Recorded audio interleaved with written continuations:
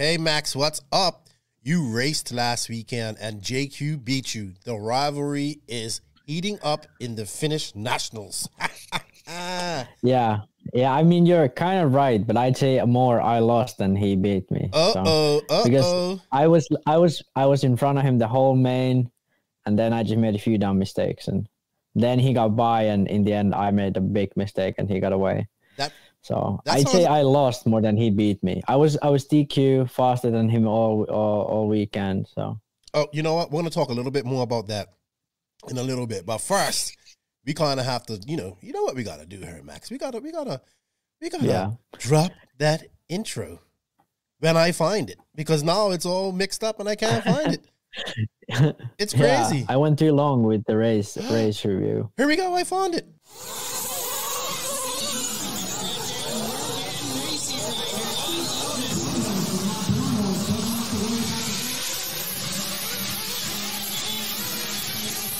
Nitro is the glory.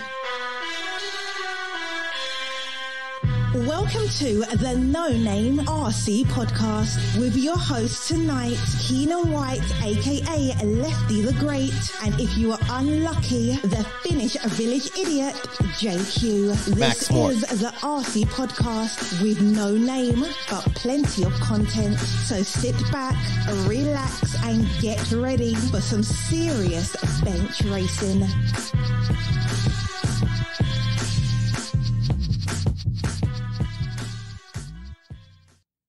Yes, indeed, Nitro is the glory, but E-Buggy pays the bills. What's going on, everybody? Welcome to episode number 137 of the No Name RC podcast. I'm your host, Keenan White, a.k.a. Lefty the Great, or as my close friends call me, Lefty the Great Disappointment. And to my immediate right on the screen is, I don't know, man. This guy is looking like a hippie now. His hair is all over the place. But we got Army Boy, Team Associated, Captain Army. I don't know. I got to find a nickname for you, Maximus. What's up, Max? How you doing? Yeah, I think like way back, Elias called me the White Devil.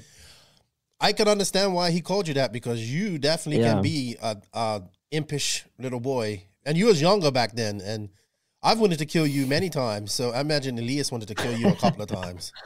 So, yeah. I was a bit with Elias, I believe. Yeah, Elias didn't like you too much. You really got under his skin. That's crazy. Yes. All right, Max. What's up, everybody? Welcome to the podcast. Hey, we're recording this weekend. We got a lot to talk about. We got some drama over in the UK Nationals, and Max is joining us here. He just knocked off work. So we're gonna get right into this. But first off, before I do that, I want to say shout out and thank you to all of the NNRC squad around the world. Without you guys, none of this is possible. Thank you for listening to us. Thank you for supporting us. I know a lot of you are racing right now, and you ain't got time to listen to these long-ass podcasts, but I'm glad you guys do. Keep listening. Keep sharing. Leave reviews. If you're watching us on YouTube, if you ain't found our YouTube channel, go hit that notification button, that subscribe button as well for Max and his channel, Max Mort. So, yeah, keep sharing this podcast. We got messages. We're getting through. People are starting to listen. I like that, you know. Also, thank you to the patrons of the podcast, patrons of the NNRC. Without you guys, we can't keep these bills paid. We can't get new stuff. So we thank you for the extra support. If you wish to become a patron of the NNRC, the link is in the written description of the Linktree link that will be in the written description. So, also, we have sponsors, and I want to say thank you to them. First, shout out to Mayako. Thank you to Mayako. Maximum performance, maximum focus, maximum Mayako. Beach RC, a brick and mortar hobby shop that brings you the Beach RC bench racing Q&A. TNR Fuels, a fuel made by racers for racers. Hitec RCD, great interview with Mike Mayberry last week. Go check that out. You get to see the world's biggest, probably most expensive servo. Tekno RC, thank you to Tekno RC. They have been a long-time supporter of the podcast. I'm greatly appreciative of that. Obviously, shout out to JQ Racing, to my JQ Racing family. Congratulations, Jack Parsi. He won. He came second in the ECN nets, but they kind of got canceled because of COVID. Like I'll talk about that in a minute. And shout out to my boy Curtis Wong. He was up there in BC And he won in the GT class up there. First time ever running GT and won it with a JQ converted GT that he got the conversion from Dennis, the guy from Croatia who's been running it. Remember him? Yeah. Oh, yeah. Yeah. So shout out to him. Lugz Racing Tires. Hey, check out the link in the written description to save some money. We have a coupon code for that.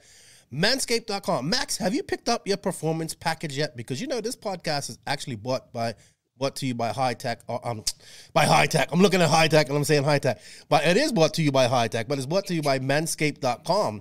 Because, Max, summer's here, and are you ready to unveil your beach bod? Like, I think you really need to get this lawnmower 4.0 and let's get this mess all trimmed up. You know what I mean? Yeah. I mean, yeah, there's an argument for that, but I'm still rocking with this until the winter. If it's too cold, then I have to keep it. But if it gets sort of basic winter, maybe I'll shave it off in the winter. But you know what? You should go to www.manscaped.com anyway. Pick yourself up the performance package that actually comes with some nice boxers, a travel bag, ball deodorizer, and of course the awesome lawnmower 4.0, which you can get done and do some aggressive manscaping on there and cut through that jungle to find your manhood. So you can do that by going to www.manscaped.com, use the promo code NONAME, and you get free shipping, and it is worldwide because now they're in Europe, Canada, everybody. The lawnmower 4.0 is out. I just ordered me some extra blades for it. And I think Manscaped sent me a little package, so I got something to test out too, like some nasal and ear. I got hairy. You get old, you get hair in your ears, man. I don't know why hair grows in your ears, but it does. And that looks nasty, and you got to keep that stuff down and you clip all your nose hair. So I'm gonna do a little show, a little review on that. So thank you to everybody that's been supporting Manscaped. They're still sticking with the podcast. We guys have an outside of the industry sponsor. We've had it for over a year. I think that's awesome. So thank you to everybody that's been supporting the podcast by supporting Manscaped. I greatly appreciate it. I got that out of the way so people be like, oh, shout out to Jonathan RC. I can't wait. I geeked out and ordered me some truly custom, like I customized everything from the heat shrink to the wires and the individual wires, Max, all this type of stuff. I did not know you could geek out on charge leads so much. Like I really geeked out on it. Like, and if you guys want to do that, you can go to DRC Pro Shop. He's our latest sponsor. Great dude. Use the promo code NONAME10 and you'll save 10% off all orders over $50. All these links are in the written description. Also, shout out to Papa Willie's Traction Tonic. Prepare for victory with them. We have a coupon code for them. Racecraft USA, we got a coupon code for them too. What? We're getting big time, Max. We got coupon codes for everybody. Not everybody. RCGP, House of RC. Don't forget to go start your profile at House of RC. And of course, Sun City Raceway. They have a race next week. The USRC series is going there with Ryan Lutz. It should be a great day. Max, you know who our guest was this week? Riccardo Berton. I can't roll the... For real? Yeah, wow. I interviewed him. Pretty Ricky. I got him on the podcast. That's his name. Was it his first time? On this podcast. In this, no, I think he did, shout out to the Extra Lap guys. I think he did their podcast last year. But it was pretty good. It was pretty good. Now he just signed for Schumacher. Yeah, and well, we're gonna talk about that, but that's in our news. And he also signed with LRP. So,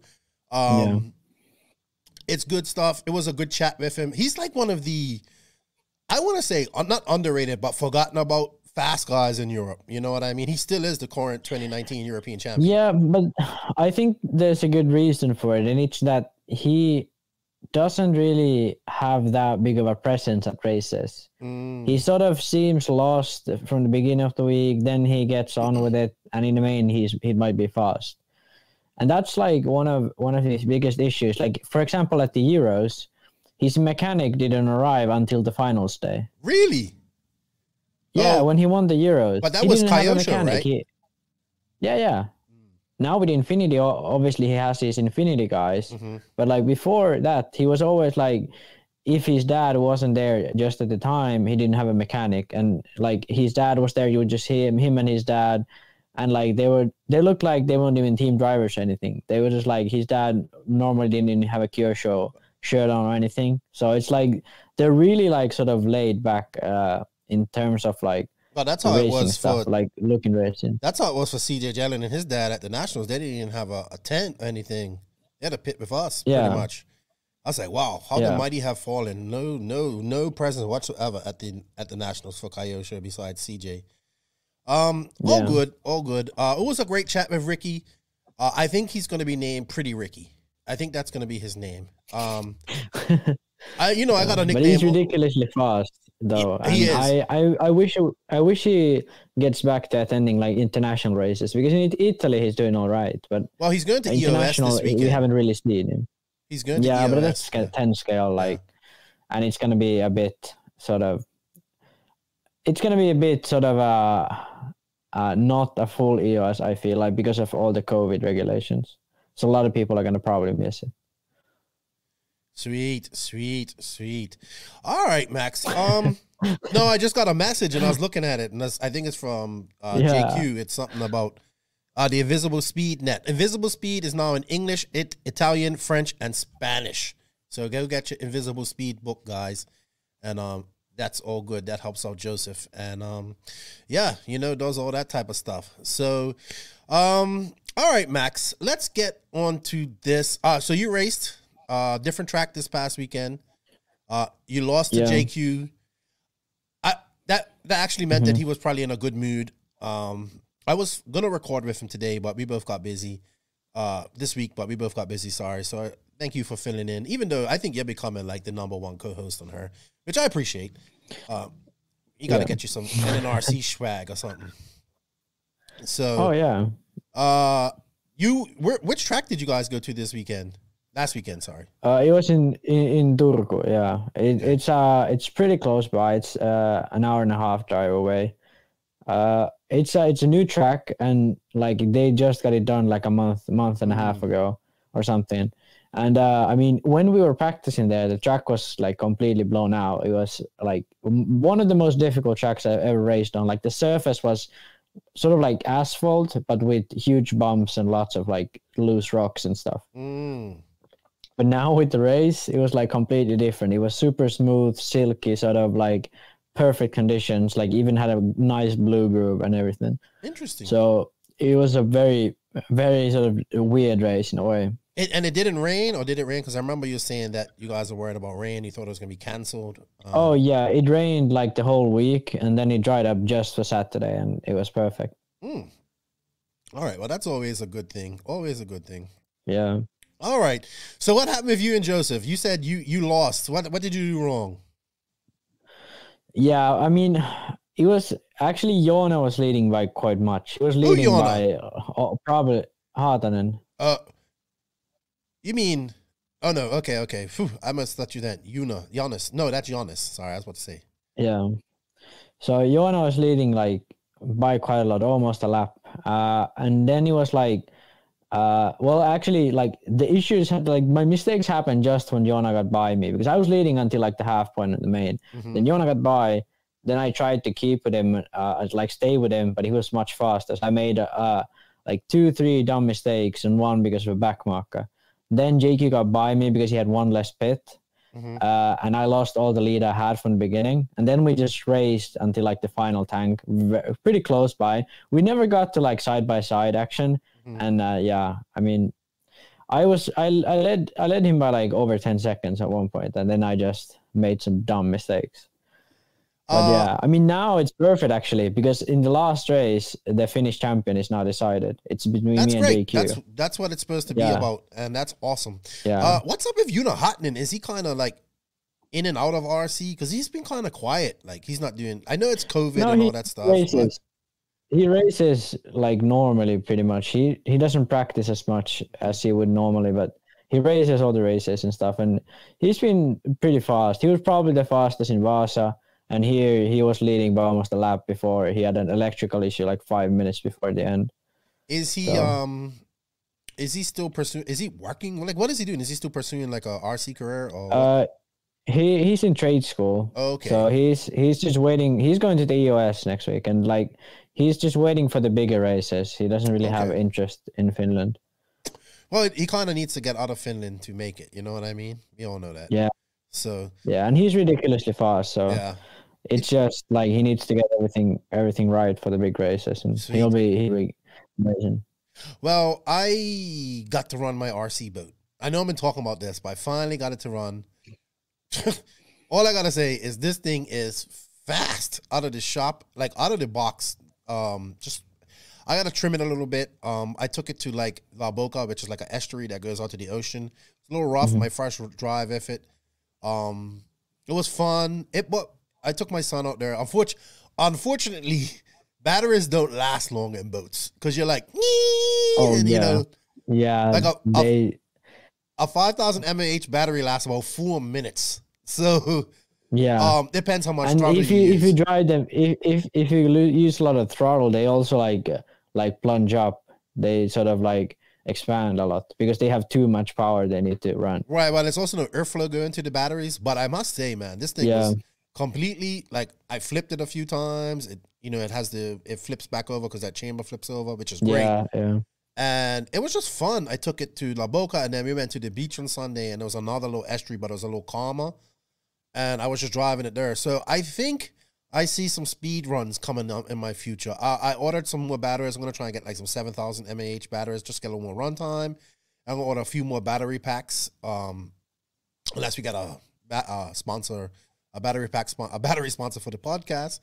Then I get to use theirs. But it's really interesting. I like it. It brought back memories of childhood. You know what I mean? Except that these are electric. That's kind of was my first exposure to RC was RC boats in Bermuda. And the guys that used to race them, and I used to beg my mom, like, hey, can we stop and can we watch them? And, obviously begging your mom for that stuff. She's like, all right, we can stop 10 minutes. And the next thing you know, I want a boat. But it brought back those memories from when I first got exposed to RC, and I enjoyed it, like just going out there and having fun and bashing. And maybe another one will come in my future. Maybe I'll pick up one for my son. Maybe not like that. I do like the Oxidine Animal Cat. I might get that because that's supposed to be the fastest stock boat It's about speed runs with these stock boats, like with these boats. So, but the boat that I have, you can carve, like it's deep V, so it's fun. I'm enjoying it. I'm getting into more bashing stuff because I don't have a tracker yet. Hopefully we can get going on the tracker after summer. But I think that's what I'm going to be doing here. Maybe I'll get something to bash with and just go out with my son and my friends and have some time because we can still do, like, I really like what Mark Santamaria does. He goes out with his kids and has fun, just bashing. And I like that. And I want to do that myself. So we shall see. All good. I know what I want next, so we'll see what happens. All right, Max, we've been chopping for 20 minutes here. I don't really have much else to say about that. I think we should. Oh, I do have one thing to say. It is freaking hot here in the DR. It's like summer came last week. Boom, here I am. Suffer. It is warm here, but yeah, for us it's actually summer's over. Yeah, it feels like fall already. It's going to be hot this month, next month, and probably going into middle of October. Maybe October will cool down a little bit. But, it's the 3 months of extreme heat you got to pay for having the rest of the year just perfect. I can live with that. So, island life. It's too hot. Let me go sit out in the breeze and get some nice ocean breeze while I sip on my coconut water. So rough. And then you be like in like 10 feet of snow in like 2 months. So yeah, all good. Yeah. All right, man. I think we should go on to some RC news, and the RC news is brought to you by Hitec RCD.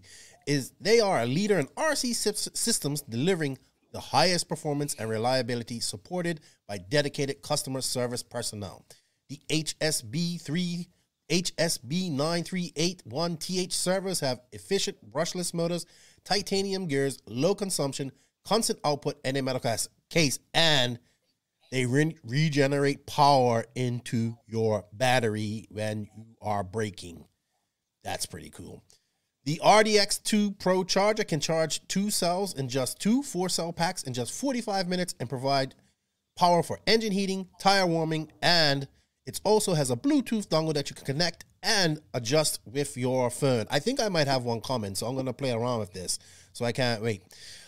Trust in Hitec, your servo and charger headquarters. Visit HitecRCD.com, where to buy for your nearest retailer. And if you want to learn more about Hitec servos, you can go back in the last episode with the team manager, Mike Mabry. It was a great, great chat. All right, Max, RC news. Okay, so Riccardo Berton to LRP and Schumacher. We went over this a little bit. He's kind of doing the Orlovsky thing because Orlovsky is LRP and Schumacher, so that means he'll be using LRP engines, which is good. Yeah, right? The thing here, yeah, but it could be he's just gonna run OS. I don't think it's Nitro program as well. I didn't read it. Release, but the electric, it could be, yeah. But anyway, like Schumacher and LRP are pretty much connected by now. Like all of the Schumacher cars run LRP pretty much. Even Pekka, like all the low-level team drive, not even like the factory, like number one paid guys. Even like the lower level Schumacher guys run LRP. Really? They're really tied together, yeah.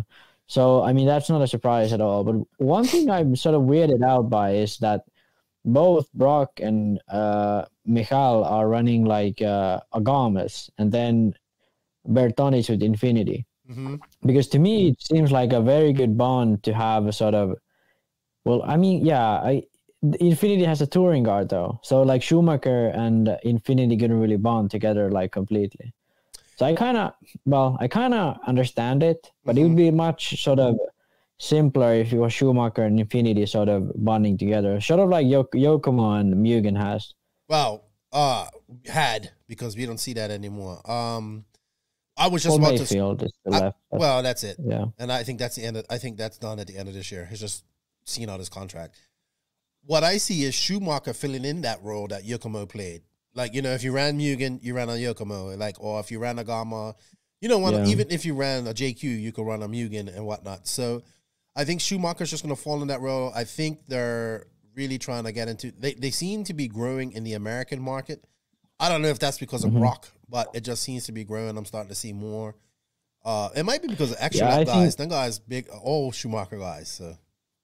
Yeah, but I mean, I think it's because of the fact that Schumacher has started to release new cars. Because, like, for the tool drive, for example, like the front end design was over 10 years old. Okay. So, like, all their cars look very sort of old and with the belts and all. I think Americans like a car to look very, like, sort of normal. They don't want too extra, like, crazy cars. And especially, like, the fact that Schumacher cars, like the past cars, haven't been too good on dirt. And now they're much better on dirt. So those things are probably like the main factors why Schumacher is growing. And Brock, obviously, this year has helped a lot, I believe. Yeah, I believe so. He's probably the biggest name in America. And let's see. Berton's going to EOS this weekend. Let's see. It should be interesting. Probably won't get all the top guys there, but it should be good. Should be good. Some 10-scale EOS racing. Ron Sure leaves Hobby Wing. I think he's going to focus on his Sure Speed product. You know who Ron Sure is, right? The team manager for Hobby Wing race team manager. He has like stock motors, right? Yeah. He focuses most on stock motors. So he's left Hobby Wing altogether. So I'm assuming like Sure Speed is just going to be his brand that he promotes, and he's been with Hobby Wing for quite a long time. Yeah. I was reading Circus RC, and it was just a word post. You know, I think it was translated from French to English. And it was talking about top French AKA drivers were running non-AKA tires in France.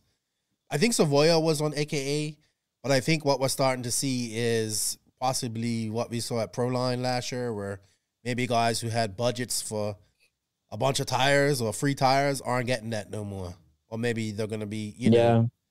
So, speaking of AKA and Horizon and all this stuff, did you hear anything about the French drivers not running AKA at the slash race? Yeah, I read the post as well. I mean, I can see that, but I mean, to be honest, like AKA has been always awful with their like delivering tires to team drivers. So it could just be that there are actually other tires and they would just let run anything by the European or French like AK distributor.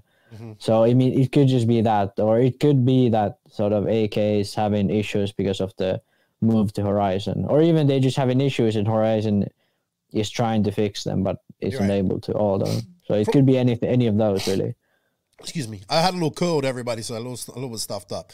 From what the rumor is, I'm hearing is that Proline is going to be the basher tire line for Horizon, and that AKA is going to be the race line. That's what I'm hearing.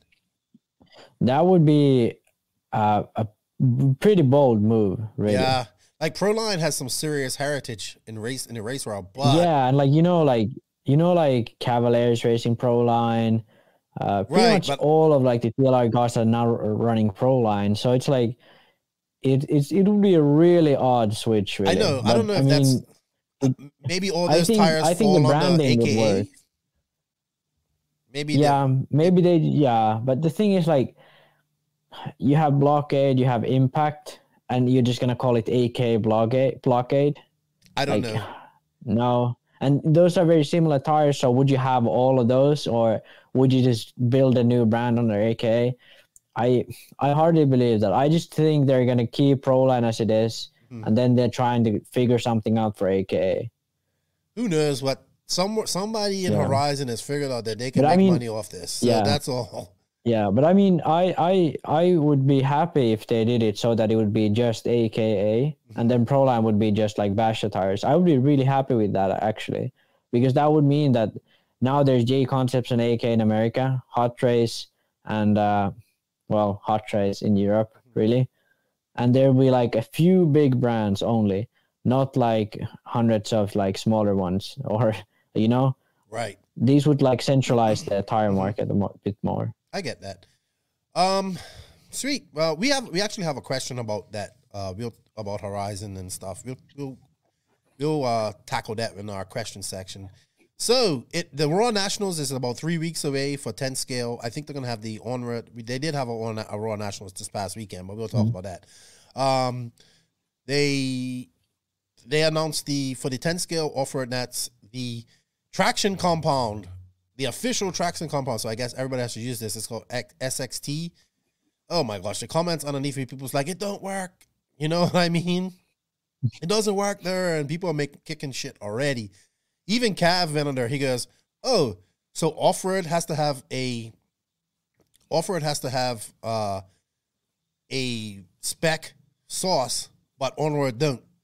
And I'm just like, yeah, because it's run by on-road guys. That's why. So they want all the best traction that they can get. But people are kicking shit about this tire sauce stuff. I don't know. Why do they even allow tire sauce? Like, because they say the cars can't run on this track because it's indoor without it. So why don't companies just make ghost treads? Like, why do we have to send all these tires on and do all that bullshit anyway? Like, why can't these companies just make tires? Why? Like, how can indoor dirt be that slippery that you can't run without? Like, reed races run without tire sauce. Is it? A lot of races, yeah, it is always, and like, at least that's what I believe. I don't know if it's changed, but like all the big races, all the Euros, all the Worlds, all the races are always run without sauce. So why do Americans need to use tire sauce? I don't get it. And you even like for outdoor racing, you don't use sauce. Like, what is so like slippery about indoor tracks? Isn't it just that it must be the slicks? Your car. It must be the slicks. Yeah, but like then you must run a pin tire or something. But the pin tires, I don't know, man. The whole, I don't know. I'm not a 10 scale guy, but I know this is like people just kind of tired of all that. Like, that's all you hear. We gotta send tires down and all that stuff. Yeah, of course. But yeah, we already got some drama with the Raw Nationals, and it hasn't even started yet. I was actually thinking about going to this. I was actually thinking about going to Wicked Weekend in a couple weeks, and then staying in and going up to this race, but I don't think right now things are looking pretty sketchy with variants and stuff like that. So I might just stay my ass here. Yeah. The Viking versus the Doctor, Berserker mode versus Surgical mode in Sweden this weekend in 10 scale touring. David Runner folks said, tell Max I said to He must have been listening to the podcast, and you heard what you said, and he goes, #domination. And he played me like a video. He must have been driving, and he played a recording of it, listened to of you, and I was like, "What's up with you and Max? Is it a Swedish and Finnish beef?" And he just said, "Tell Max." He like, you know, did the emoji like, did a middle finger and said, #domination.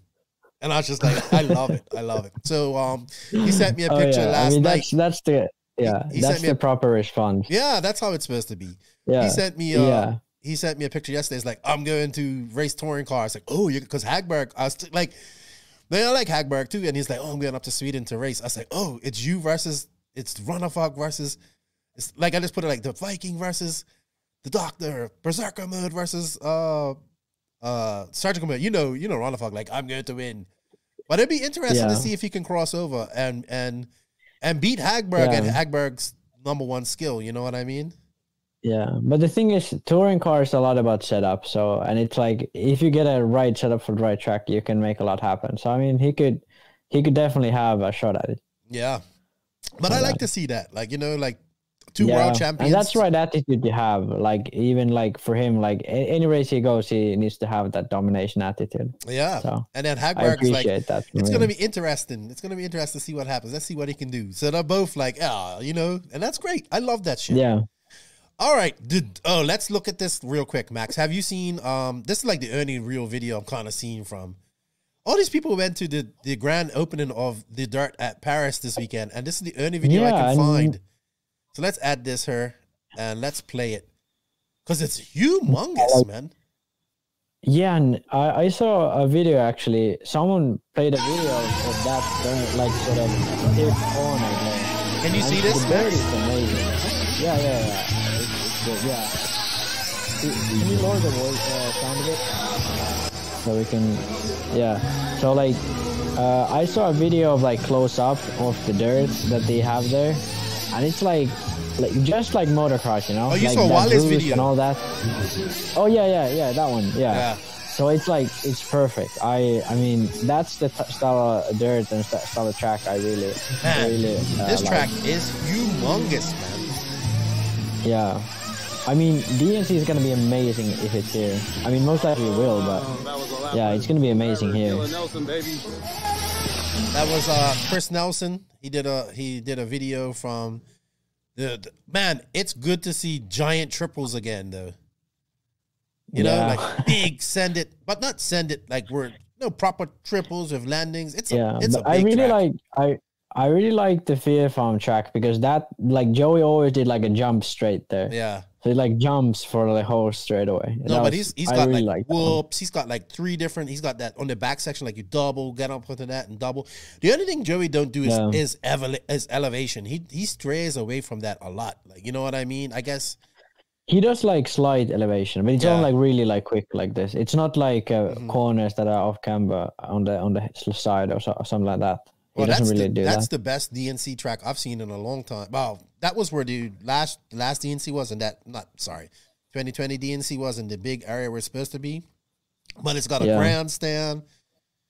This is like perfect for promoting our hobby and getting people there and all that type of stuff. Yeah, that's how it's supposed to be. I hope it's successful, and I hope he makes the best of it and really starts promoting to get.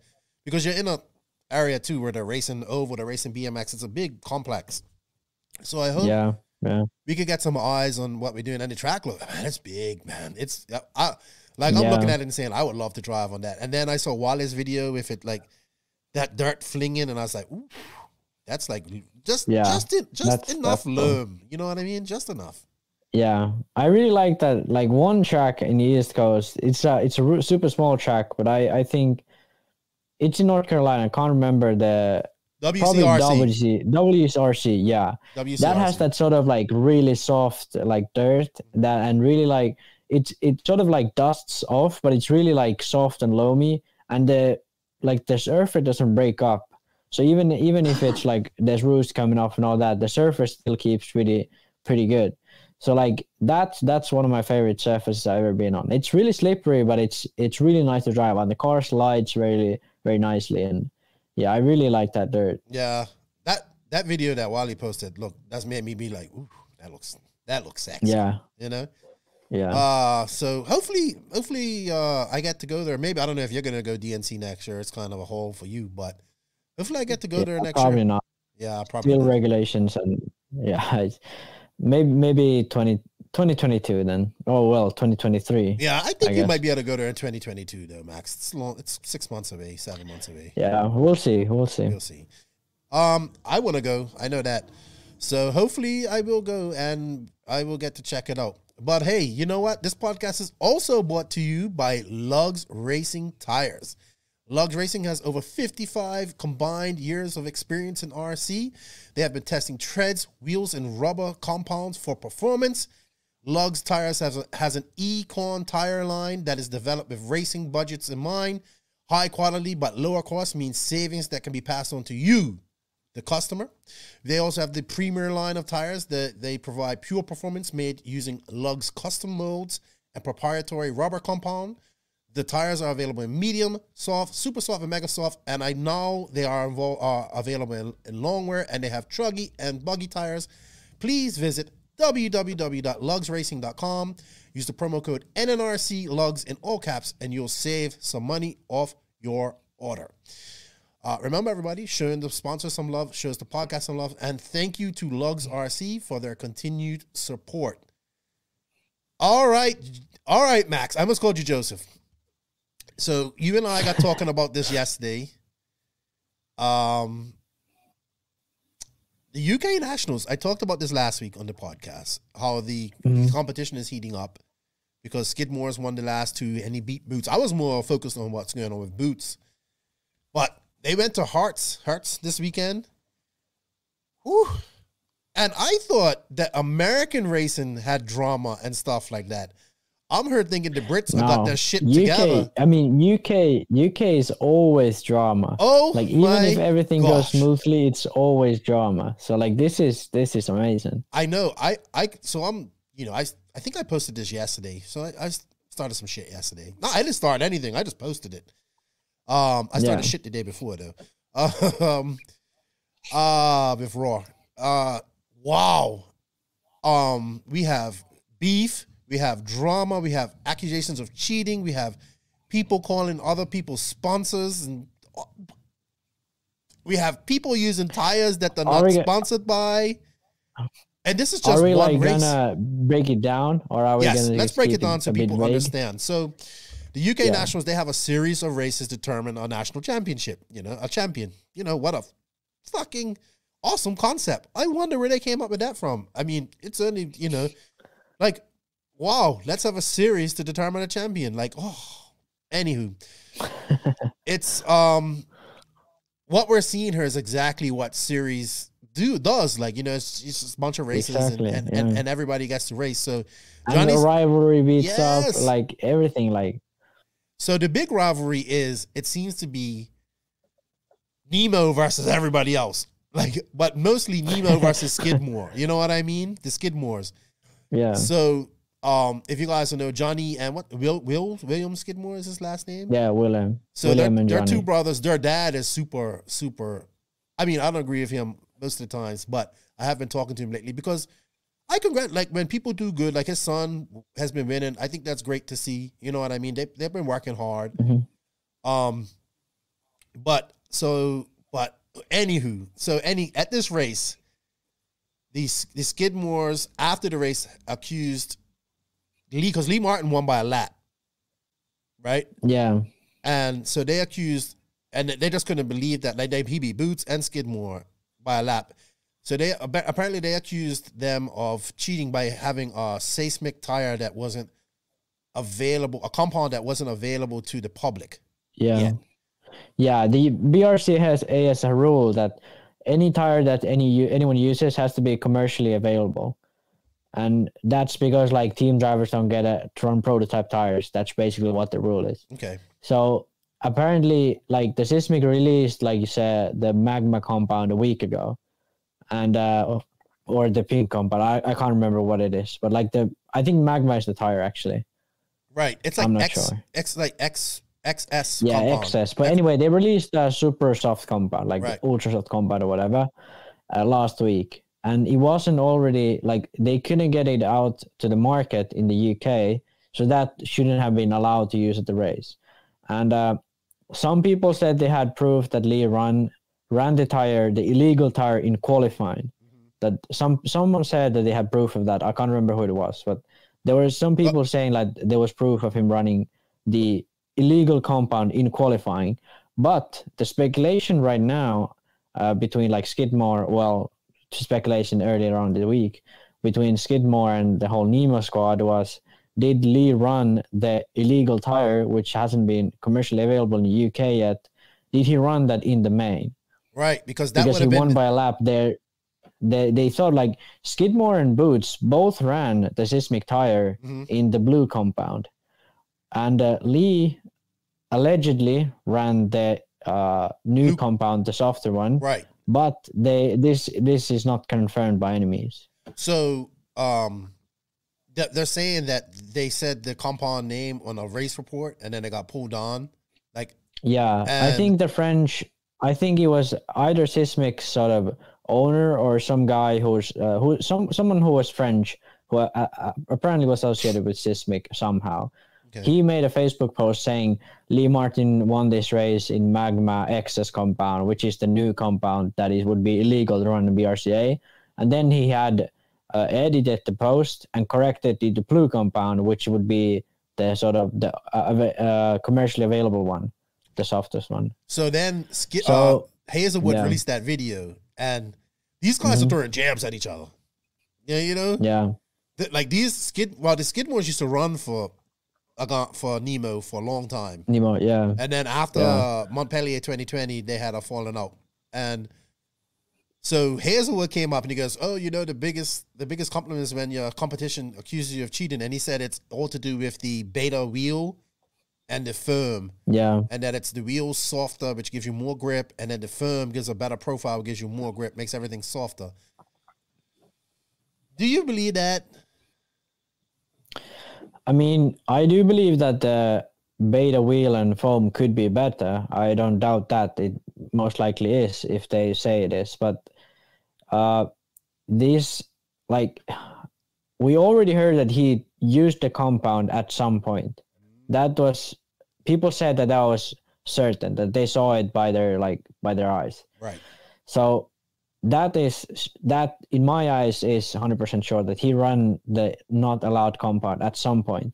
But did he run it in the main? No one seems to really know. I wasn't at the race, so I don't know.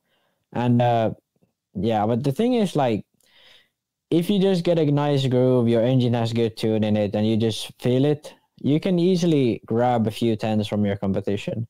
And like running away with like this, it could be that Lee just was like on it that day. And I don't like that way, like it doesn't, like, domination doesn't always mean that something in the equipment like was so much better. It could just be like everything was their best at the time. Clicked, and you made a good result. Yeah. Lee Martin isn't no slouch either. But we're talking about so like just by that, there's no reason to assume that he did use the legal compound in the main. But I mean, obviously there's doubts. If it was true that he did use it in qualifying, what really makes him not available to use in the main? So yeah, but there's no proof. So but there's just so much beef. Like I heard that the Skidmores are banned from Nemo Raceway. You know, it just wow. It's like, and then like people the one story you shared to me was that Nemo actually tried to send pictures of Johnny's tires to, I think, CML, because he previously had a sponsorship from Proline, and he was running Seismic tires. Because apparently, I think Seismic are just really good on oil tracks or something. Because like Boots was running them as well. So Boots has been running them for the whole series. I'm into been running Seismic tires. Yeah. But I guess T-Pro is probably allowing him to run them so they can. Yeah, most likely he's just using whatever. Oh yeah, but they did try to get Skidmore, and then Skidmore doesn't have a tire deal. His like Runafog, he doesn't have a deal. He runs whatever he wants. So it's a lot of tit for tat going on there.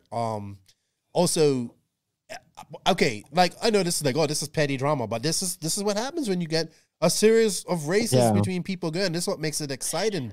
Beef. Yeah, and the races mean a lot more.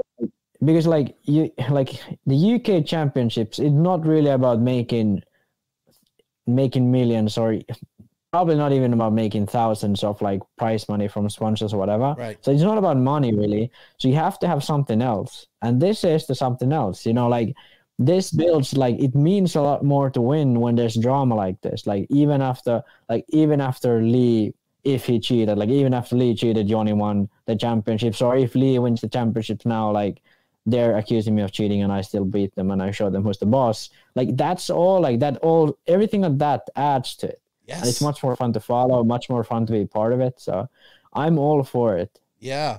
And they got 2 more rounds to go, and they're going to Brookthorpe next, which is an oil track. So I guess everybody will be able to run that compound. So that should make for interesting stuff, man. Oh, I love it. So what's the last race? Is there going to be a race at Nemo? Or was there a race already there? I don't know, but I think that the Skidmores are allowed to be there for nationals. I would imagine. And I don't. This is not funny, but I hope it's okay. Oh, but yeah, Lewis Jones passed out on the. Lewis Jones is he's a good, he's a young. He's not that young, but he's a good racer in the UK. He's younger than me, so he's probably barely 18. Oh, okay. I didn't realize he's so young. But he passed out on the driver's stand and hit his head in the 60-minute final. I believe he had to go to the hospital. So I hope he's all right. The worst thing I heard about it is they didn't even stop the main for that. Yeah, what? So, yeah, that's crazy too. Do you stop the main? To me, like if a marshal or a driver passes out, it's like, hey, race is stopped. Yeah. And then we check what's going on, and like, I didn't see the situation, but I mean, sounds a bit odd to not stop the race after something like that. His dad made a post saying that he's okay. So our wishes go out to the Jones family and hope for a speedy recovery, man. Maybe it was hot. You know, you're up there for 60 minutes. Yeah, maybe just heat exhaustion, or just like didn't drink enough water or something like that. Something very simple and just like something that kind of happens once in a while for people. Yeah. So, hey man, it is awesome. I kind of figured it out, like, and then I posted about it, and then like I just had people contacting me, telling me different things, and I was like, I love this stuff. Wow, it'd be great if you had that on a world scale. I wish I knew Italian, because the Italian national drama is crazy. Like it's even better than the UK drama. But I don't know Italian, so I don't get like all the juicy stuff. So I mean, but I've heard stuff like Barufalo wasn't allowed to practice at Ongaro Ring or stuff like that for the Euros. Yeah, I've heard stuff like that. Obviously, like I don't know the actual facts, but like there's a lot of rivalry between everyone, and all the posts with Ongaro, like screw the haters and all that. Like there's a lot of like drama between people in. He's Italy. making posts like that. I didn't realize that. Ongaro's dad, yeah. Oh yeah, his dad. Even Davide made one post where he's like, "Screwed everyone. Me and my dad are a crew," and you know. That must have been like, after the Italian he wrote something like that. Wow, I love it, man. Yeah, around the time. We need America definitely needs a national series, man. Definitely. So we can see this type of stuff unravel. I would love to see it on a world stage, like if RCGP was ever to get all the top drivers. Oh, could you imagine? So awesome. That's why we need series races, people. Drama, action. Yeah, like imagine like when there's actual money on the line, like how much the drama is then. Like, because now it's just like glory on the line. Like when it's money on the line, like it's oh my god. I'm dying to see it like happen properly. I'll be following the next 2 rounds. Even the first season of RCGP like was crazy, and like imagine like next time it happens, there's all the big guys in there, and like people are just getting out of COVID and all that. Oh my god, we're getting some juicy stuff from that series. Oh, I can't wait! I'm getting excited just thinking about it.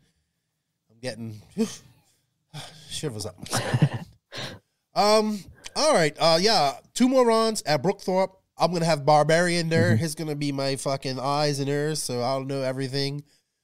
He's the one who told me about it. And yeah, I love it. So now my interest is peaked. I'm gonna be following this, and I can't wait to see what the outcome is. Boots way off. Boots hasn't won one yet, man. This is that's saying that Boots Johnny is starting off slow, but I mean He's better every race, I feel. Yeah, but they're saying Skidmore, Johnny's #1 UK driver right now. That's the word I'm hearing. Yeah. So, they worked hard for it, though. So, all right, Max. I think it's time we go on to the Beach RC. Did you have any other news before I do that? No. No more news. Lots of racing coming up. Oh, real quick. Lots of racing coming up. We got Wicked Weekend coming up very shortly. Then we have the 10 scale nationals. We have 8 scale on-road fuel nationals as well, which would be really good. That's in California. That's a race I would love to go to. Yeah, and then I think after that in September we got Southern Nats, and then I think even this month maybe or next month the SRS team crew is going on to Clemson to do a Euro style track, from that Summer Sizzler race. So we got a lot of racing going on, and just racing, period, man. If you look on Facebook, like all over Europe, everybody's racing. All over America, everybody's racing. Even Canada, up there in Otterville, like it's good to see people kind of getting back to normal some way and racing, and I just love it, and it's awesome for us. Awesome for us. All right, time for the Beach RC Bench Racing Q&A.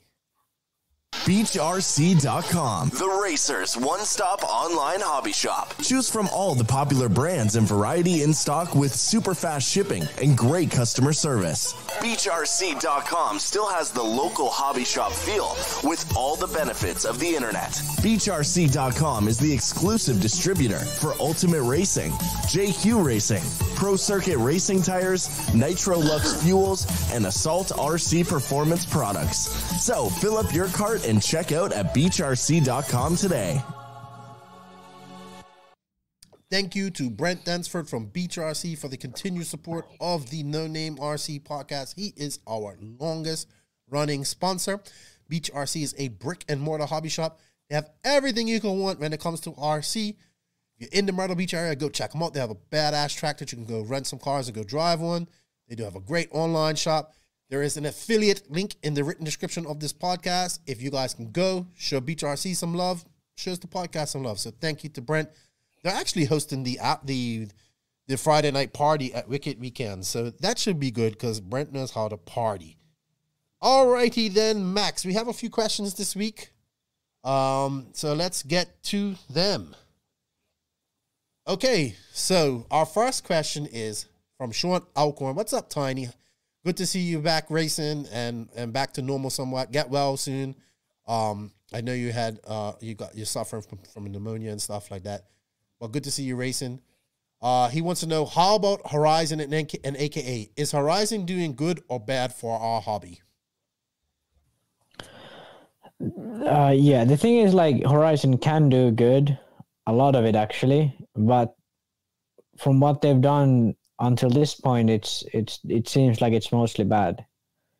So well, what's bad about it? It's like not like taking account of everything. Like, bad about it is like they just take more and more brands to get sort of a monopoly of the market, but they don't really try to improve it in too many ways. Obviously, they try some things and they make better stuff in some forms, but a lot of times when they acquire a company, they just try to keep it alive somehow to make money. Some companies it's different, but some companies it's just like that. And I feel like, as you said, like AK Proline, like one of those companies is gonna get hurt in this. It's gonna be maybe AK or maybe it's just Proline. So hard to say. If they do it what we discussed earlier, where AK is gonna be the racing side and Proline is gonna be the basher, sort of that side, I feel that would be the best compromise, because AK doesn't have anything in sort of bashing. All of their stuff is racing. So, well, yeah, I think that's the way that if they will do good, that's the way they will do it. If they just try to keep Proline and AK side by side, Proline is going to ultimately overpower AKA. And, yeah, one is going to get damaged. And if it's the other way around where all the team guys are in AKA, and then it's going to be best to keep Proline for the bashing and AK for racing. And I feel that's the best solution here. Okay. Well, I wonder if people All right, so let's look at this let's take a step out of our racer bubble and look at it away from that. So in terms of bringing RC to the masses, Horizon is probably one of the companies that can do it. And they are doing it. I mean, look at the RTRs, look at all that stuff. It's getting in people's hands. Armor's big, you know, all this type of stuff. That's the bashing side of things. The race side of things is so small, so minute. Now, is it bad for people because they're going to see these deals go away and that's what they're worried about? Like maybe they're not going to get as big of deals? That can happen. That can happen a little bit in RC. I know a lot of people have a lot of things again. Like for hobby shops, I think Horizon might be a little bad because you have to have like a minimum order and all this type of stuff. You know, you have a lot of hobby shops that have bad experience with Horizon, but they're a conglomerate. They're like Amazon. So it's like they have the money to gobble up all these smaller companies. Maybe AKA was on the way out. Maybe it was like buy AKA now while we can, or it's gone. You know what I mean? So in a sense like that, maybe they're rescuing some of these companies like that. Like maybe AKA. Oh, they definitely are. Right, that's, you know what I mean? No doubt. Like what happened with Hobbico, what happened with Durango/Arma, like all of that was, they kind of saved them. Right. So but my point to that is that they are doing some good for the industry in that sense. They also are sponsoring a lot of races. They are putting a lot of effort into like branding and getting RC cars in full-scale events like through the Losi Motorsports Tour thing. I mean, I get it. People don't like them because they're a big, giant company and they can bully people around and send you like cease and desist letters and all that type of stuff. That I don't like. But that's just, it's corporate. And I actually think RC can do from a little bit of corporate influence to take the professional side of RC to actually be professional. Yeah, I agree with that RC needs to be more professional, but I feel the issue with Horizon is more of that they try to just make a business and it's not about RC anymore. So they just trying to find the gaps where it's profitable. And in the end, that gap is going to hurt the basic RC hobbyist. Because the way to make the most money is to sell as many RTRs for people that don't really care about RC. They just want to buy a car. That's the easiest and best way to make sort of quick money for Horizon. And that is going to keep for a little while if you can just have the branding right. So in the end, that's going to hurt the regular hobbyist who wants good cars, like not cheap cars, but good cars where the performance is actually good. They want like new stuff that is actually an improvement and not just a cheaper version that more people can afford to buy and bash and then throw in the trash when they're done with it. So, but that's a big market. That's the market. That's the predominant big market. Yeah, and that's the issue. Like when there's these big conglomerates, the RC sort of gets lost. It's only about money then. It's only about keeping the corporation alive. Well, you can't have the racing side without that side for them. So it's like, I wish I would like to see companies like Mugen and like Associated still exist. I don't know how good they're doing. Too. Yeah, but that's rather but they do it a bit differently. Yeah. They do it with their own brand. They don't do it like trying to sell everything. Right. They do it under their own brands and they have a clear goal, I feel. And that's I'm going to say this. I went to the Nationals and I got to see how big the TLR camp was and everybody was happy. It does seem like they're taking racing seriously. You know, I got to talk to Tran a little bit. So we shall see what would benefit if we could see Horizon bring in some big sponsors to some events or even just into RC, then I would say, all right, we're moving forward. Yeah. So what I would like from Horizon, like what I feel would be the best for RC industry, not only RC racing, but industry, is to take a clear stance in everything. Like Arma is already pretty good. I'm pretty familiar with the brand and all what they're doing is pretty good. I feel like they're going to pass Traxxas pretty soon. And I think that's like, maybe not in America, but at least in Europe, I feel. No, they're big in America. It's getting there. Yeah, but Arma is great. They don't really need to change that. The racing side is now the issue because like now there's the first time for a long time, there's a huge company with huge amount of resources. So what they could do is they could run an actual race team, like actual like Fend, Cavalieri. They run the same tires, same engines. Like they are perfectly sort of in sync. Like it's an actual team. And they have like professional, like Thomas Tran, he's a professional manager or team manager or whatever. Like they have a professional sort of looking atmosphere and they just build up their game. And I feel Horizon is going to be the last company to try and join RCGP. I feel that's what their attitude is like. And it actually like the best option for RC is to do the opposite, like join RCGP and try to make that a bigger thing. Like, because what they want is everything. They want to own everything they do, you know? Yeah, I get that. Well, I mean, they're putting a lot of money into. They need to do a lot of, into Joey's series next year, I believe. Yeah. Well, I mean, even if they do it through Joey's series, but they take action in improving RC any way they can and not just try to remain there in the side, sort of like trying to keep they selling should be some like cars. They should be leading the chart. They're the biggest company. They have the most. TLR should be the number one 8-scale off-road company. By far, even like 10-scale off-road. TLR should be by far the biggest and the best company when it comes to racing cars, but they aren't because Horizon doesn't care enough. And if they cared enough, they could be. Sweet. I agree with that. Yeah. All right. I knew that question was going to take a long time, so it's the first one.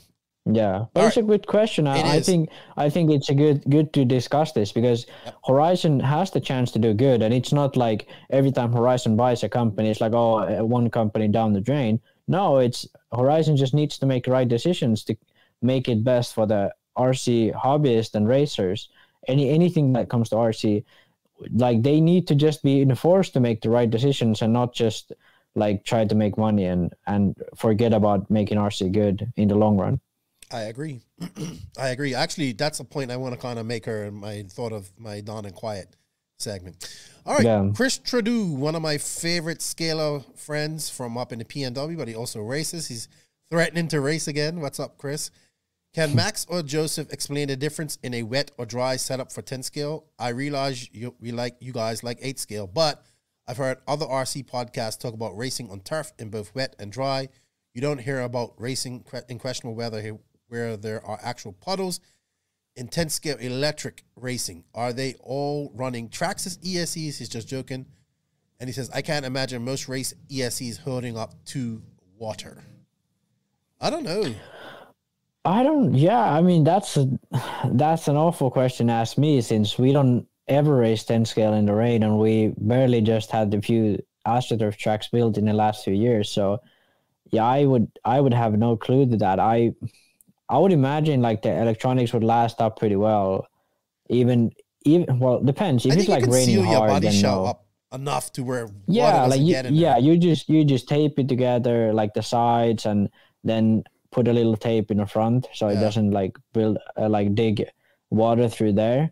So I feel that would be enough. Like if it's raining really hard, like 10 scale, you can't really run it, I feel. But 8 scale, even if it's raining like crazy hard, you can still run it quite well, especially on AstroTurf. Like AstroTurf is like I've even run 8 scale cars when it's like 30 degrees, like minus 30 degrees, and like it's snow and ice. Really? And 8 scale cars you can run them almost anywhere. Just you need to cover it so that the engine doesn't swallow up a whole lot of water and the radio box stays clear. Yeah, but the Astro gets slippery when it's wet too. So yeah.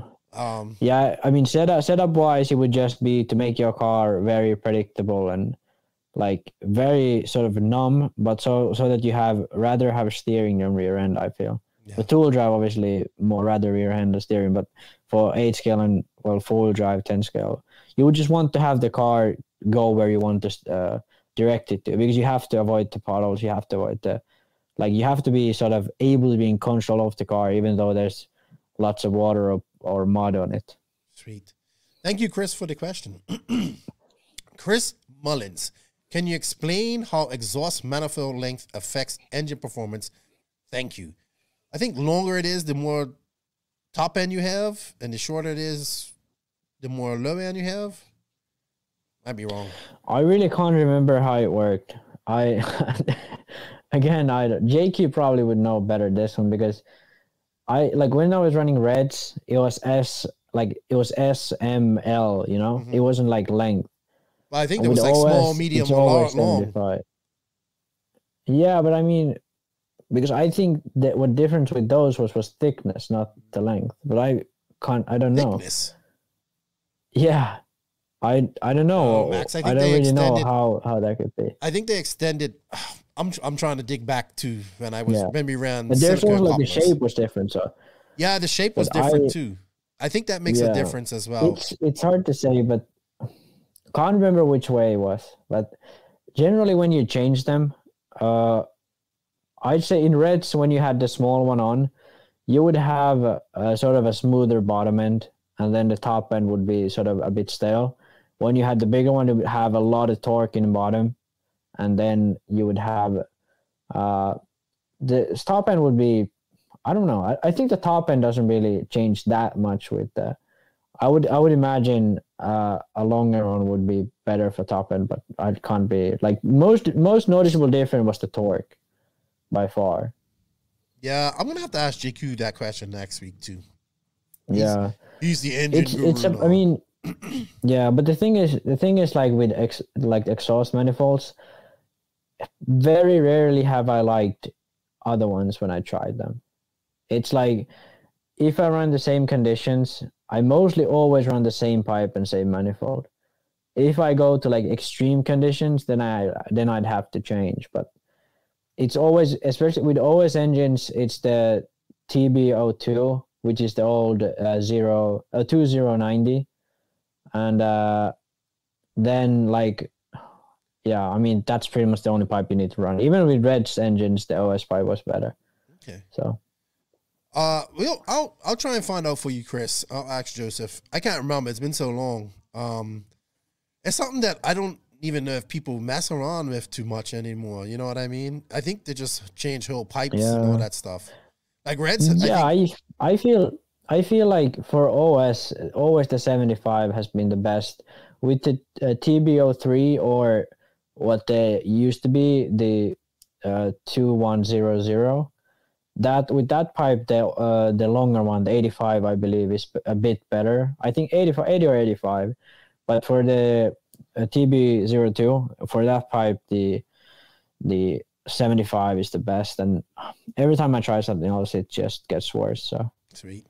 All right. I've sort of given up trying those. All right. GF Rami, what's up, G-Spec? How you doing, man? I saw you at racing this past weekend, or was it last week? How are you doing? He wants to know, how important are track walks and what do you look for when walking a track? Yeah, actually, this is a great question, because when I was really young, I used to always do a track walk because my dad told me, and I really believe it helped a lot. I believe it gave me a good sort of understanding of how to look at the track when you're walking through it. And nowadays to do track walks way too not way too seldom, really. Like I should do them more often. Some days I just don't do a track walk at all, and that's not good. You should always have a full track walk. But what I do these days is when I'm driving and I feel a spot where I'm kind of hitting a bump every now and then, and I don't really know where that bump is. So let's say there's like a double jump and my car just jumps weird from it and I can't really find a line to it and I feel my driving isn't good on it. I just go to look at the jump and like see like what's the flattest point of the jump and just try to make a line that would be easier to do lap after lap and seeing like what that line be, and then trying it, going back to drivers and trying it. And a lot of the times tracks have sort of these blind spots or spots that the pipe looks to be a lot closer or even vice versa, like a lot further away than it really is. So stuff like that, you sort of see, like let's say there's a chicane, you can see that, oh, if I come over here, I can get a straight line out of the chicane. So like you just go there, like think of being the car and like try to get rid of all the visual like illusions that come from being so far away from the car and all that. Like you really have to, everyone has to like sort of think it from themselves, because it's like everyone has a way they feel the car is going around the track, you know, like they have a certain understanding for themselves, like how the car is going, what is it doing right now. And the same goes for when you're doing the track walk. You have to apply what you see there to what you then use on the driver's stand. And you have to sort of find a way to best memorize what you thought of it. But generally just trying to think of yourself as the car and what would be the most clean line of bumps and most like the line with the best grip or best line over the jump or whatever, stuff like that. Best line on the chicane or the hip jump. And it's always like when you're having difficulty with any corner, you just go look if there's any bumps there you can avoid. And every time, like the best way to do it is though, like just walk the track. Yeah. Like first thing in the morning, walk the track. Then when there's a break during the day, walk the track. Oh, you see. And if you can, even walk it before the main. Oh, as soon as those guys, like those pro guys, are always walking the track, always throughout the week, the whole day. You know what I mean? So it's definitely important. Definitely important. Great question, though. Great question, G-Spec. Yeah. Benjamin James. I was watching the Olympic BMX freestyle competition and got me thinking, what do you think of a freestyle competition for RC? It could bridge the basher and competitive sides of RC. I've been saying this for a while. I would like to see some freestyle RC. Like, I wonder if we can do it. Could we go to like a pool and actually go up, turn, come back down, or go on half pipes? Could we put a car on a half pipe and actually do like where you can do anything really you want with an RC car? Yeah. And that's actually like, now I've never actually thought of this before, but RC doesn't have any sort of freestyle class. No, like drifting is the closest to any freestyle, but it's even like drifting. It's nothing to do with freestyle really. So RC just lacks a freestyle class. So, and especially with like the new bashers that have come around, you could do crazy stuff with them. I actually think so. The ramps would have to be like not straight like that. You know what I mean? They don't have to have like at the very end, like the lip would have to just come back a little bit, like, you know what I mean? I know this is weird, but just so the car doesn't go straight up and land like that. It like goes up, you can float it and come down, you know, or whatever. Yeah. I think it would be freaking awesome. You can do whatever with it, and freestyle RC would actually be pretty cool. Yeah. So I mean, I would like to see it. I've been thinking about that for a minute. Like, what it would be great. So, great question, Benjamin. You would have a sort of really light cars with really big tires. I feel like tires that have a lot of like expansion, so you can really steer the car in the air. And like, I believe you could do like 360 backflips and stuff like that. Like, especially off of half pipes. But then if you had like, you would have sort of like a skate course for RC. And there would be like a huge like jump in the middle, and then in the ends there'll be half pipes and stuff like that, and stuff you could do front flips on, sort of like Monster Jam, really. Yeah. But like for RCs, you can make it a lot cooler, a lot cooler. They're doing it in Monster Truck though. I watched, I think it's RC Amigos or something on YouTube, maybe, or I think that's them, and they do it like you know how Monster Trucks do those backflips, but they do it with like sound effects. It looks so cool. Yeah. So maybe Monster Trucks is that, you know, but then Monster Trucks would be hard to control. They need to be, you need to have sort of like freestyle cars. Yeah. So probably something looking like 4-wheel drive 10 scale with bigger tires, something like that. Mini Truggy, yeah. Mini Truggy could be like the class where you start making the freestyle cars. You really short drivetrain, really short like wheelbase and have really wide car. Oh, well, you not too wide, but like a bit wide. I can see a whole genre coming out of that. Like guys are super like modified cars for this. Like Arrow will be important too. You know, you want to have cars. Yeah. RCX. There we go. RC Extreme. Yeah. All right. Justin Huglin, what's up, Cusco? Who's ready for the Cheyenne Showdown? We have the number one, the People's Champion Cole Ogden, Tebow, and the Racecraft crew going there.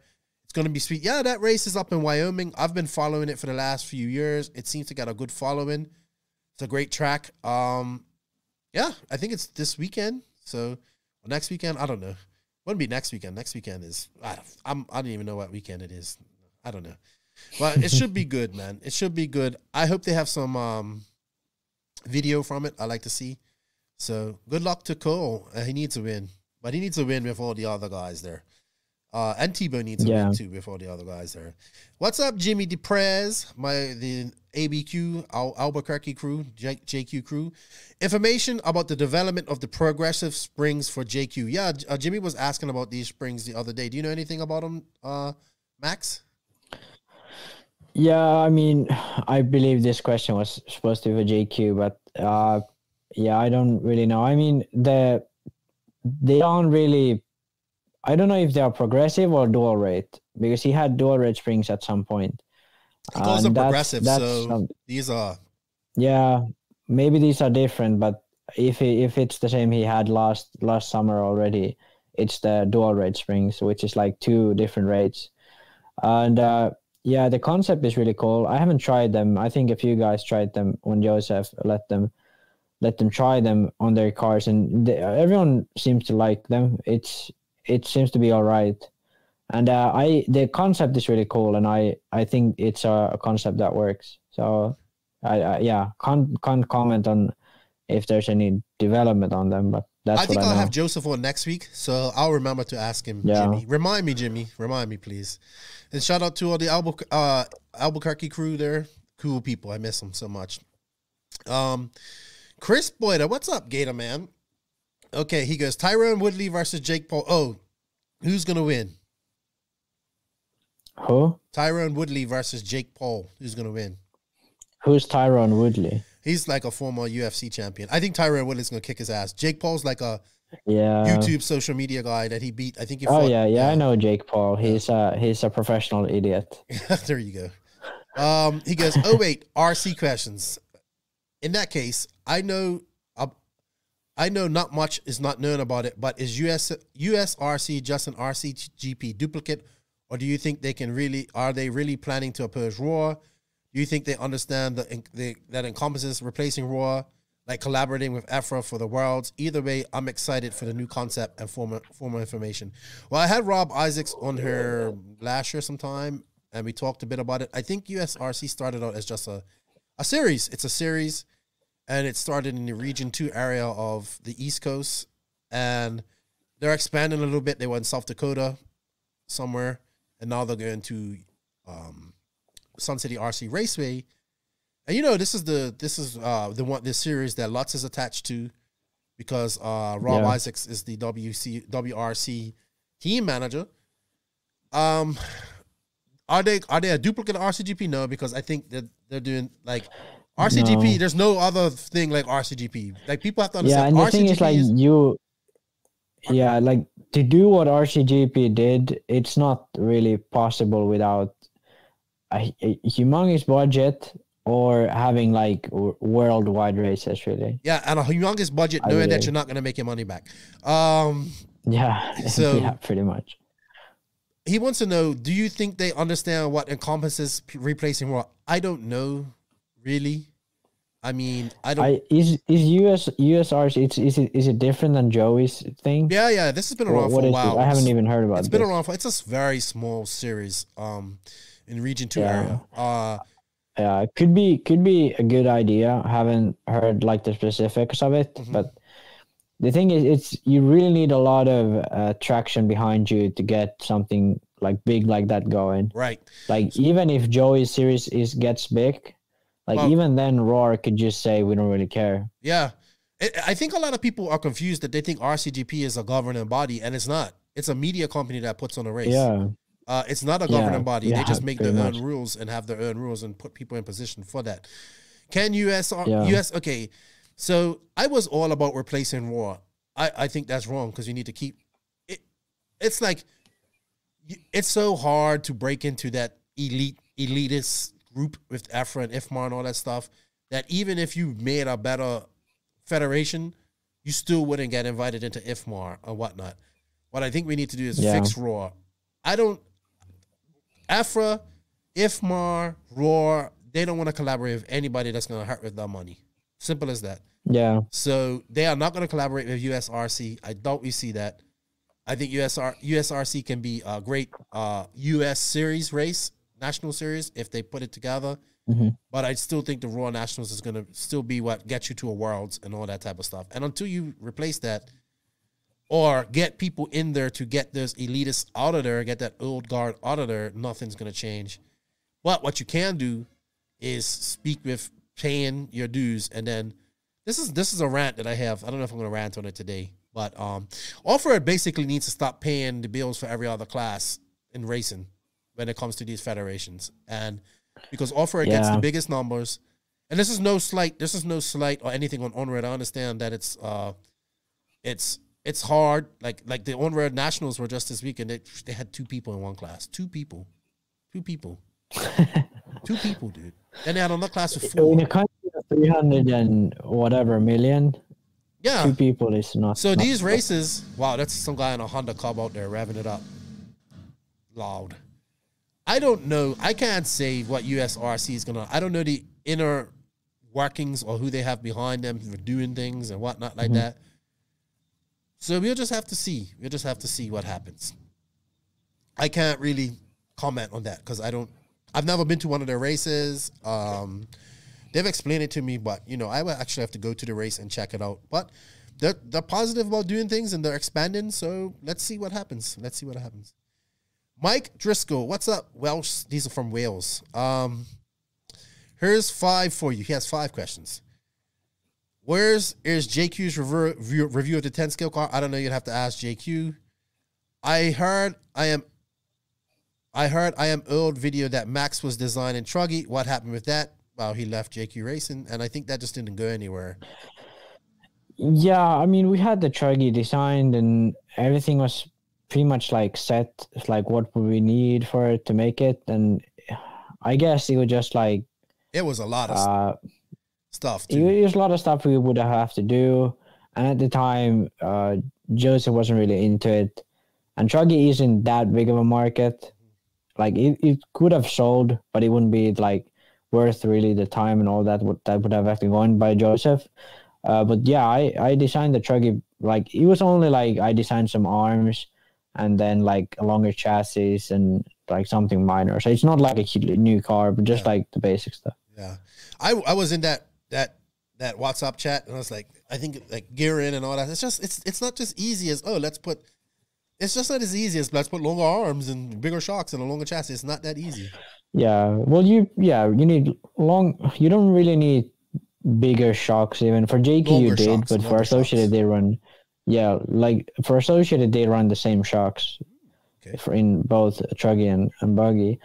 But how do I say it nicely? I'd say the Truggys these days is pretty much arms, drive shafts, and then the gearing. Yeah.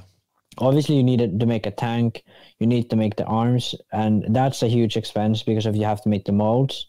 So the gearing is easy to do. The drive shafts and all that is easy to do. The shock towers. The hard part to do is really the arms and the tank, because you have to make a new mold for it, and it's almost half a year to a year of work to get the Truggy out. So I think that's what JQ would have had to put a lot more effort into it. Mm-hmm. And it was pretty much my project with some from UK guys and some in America. So it's not it was a huge goal anyway to make. I mean, I still have the arms. Who was it? I think Josh 3D printed to me. 3D printed arms. Yeah. Sweet. When JQ runs when he runs e-buggy, what does he run? LRP. When is Lefty the Great returning to racing? Next year, hopefully. Are Man City signing Kane and Grealish? They just signed Grealish £100 million, and I'm hearing Messi is going from Barca and probably headed to City. What? Yeah. So for real? Yeah. That's 20 years or something crazy that he's been in Barca. I just know City's going to be dominant next year. It doesn't matter. So that's all I have to say about that. Great questions, Mike. Great questions. Charlie Mack. We are on the downside of 2021 racing season. Which events or series finales are racers looking forward to? AMS, because I think it's going to be big. It's going to be like the last really big indoor race of the year, and I know everybody's going to go there. Southern Nats is interesting to me in September. Wicked Weekend coming up, and 10 scale nationals for me, I think. And I don't know and Buggy Land in Europe. Yeah. That's for me. Yeah, that's pretty much it. I don't have any other rebuttals. Is Horizon raising prices due to import fee or manufacturing costs? I think probably both. Probably both. The tariffs definitely hurt RC coming from China because most stuff comes from China. So the US customers, the tariffs definitely hurt it. For Europe, the customs thing also changed as well. So for Europe, that's a bit of it, but most of it is there's manufacturing cost. Materials are much more expensive due to COVID, lack of materials. So a lot of basic stuff, made from aluminum, could be much more expensive because of the fact that the material just costs more now. I don't know what the specifics are, but electronic components for sure are really in very. They don't have him. Right. All the electronic components are pretty much done. That's why we don't have a PS5 either right now. You can't get PS5s. Yeah, exactly. So yeah, microchips and the semiconductors, all that type of stuff. It's just those are not available always. So that's what's making manufacturing cost more, and you need to find new suppliers. Asia isn't that cheap anymore, man. So I'm hearing a lot of manufacturers might be moving. That too, but I mean, moving to India, Eastern Europe. Europe. A lot of RC stuff is already in Taiwan. Yeah. Not China anymore, really. Well, yeah. Some guy's gonna say Taiwan is China, but I disagree with that. And for if RC manufacturing goes to India, yeah, I can't see it competing with Chinese and Taiwanese manufacturers straight out the gate. And Chinese are trying to infiltrate Africa, so can't really see RC going there. So I'd say just prices will continue to increase a bit by bit unless we get rid of COVID really soon and the economy picks up or something. But China and Taiwan is going to be the main developer of RC cars for a while. There's no doubt about it. Horizon, aka full merger imminent. Yes, I agree. That's going to happen. And third question, we have Proline and aka not on the horizon. J-Con is the last major standalone tire company. Who has the reach? Well, hot he says, who has the reach and selection to challenge J-Con and make a run in the West? Panther, Hot Race, Jetco, Lugz, etc. I definitely think Hot Race. I think people are sleeping on them. They're getting bigger. Lugz is in Canada. In California too, up NorCal. Maybe they can make a splash over there. Hold on. Yeah, but here's the thing. All these sort of smaller tire companies, they need a lot of time, a lot of results before people take them seriously. So it's going to be years before any of these smaller brands can challenge J Concepts. Yeah. I think I think with Drake on the West Coast, it's going to help J-Con a lot. I actually think he's probably going to have a job doing that eventually. So we shall see. We shall see. Connie Svensson, House of RC. He said, I stole this from a different thread. Excuse me. Excuse me. Sorry. You made me cough too, Max. He wants us to go through all the Formula One drivers and compare them with RC drivers. I don't think we can go through all of them, but we'll go through the main ones. Yeah, who is the Lewis Hamilton of RC? Well, we don't have any off-color pros in RC, so I don't know. I'd say Cav is Michael Schumacher. Really? Yeah. Who is the Hamilton of who's the Hamilton in RC? We don't really have one. Everyone is too white. Well, let's talk about his skill and his abilities in him. Let's forget. Yeah, but even then, there's no one like him, of his character, sort of. Yeah, I don't think so.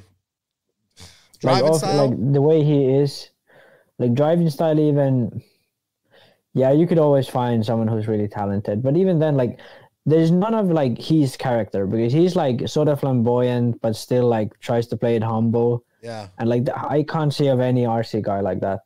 All right. So let's say, who's Verstappen? Verstappen is,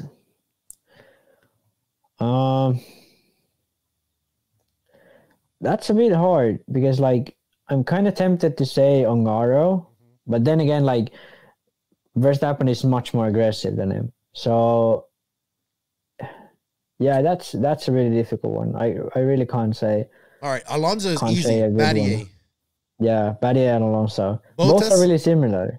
Bottas is probably who's sort of like, they don't really have like sort of like Bottas style driver in RC. I feel at least none of that like that comes up really. Perez. Perez.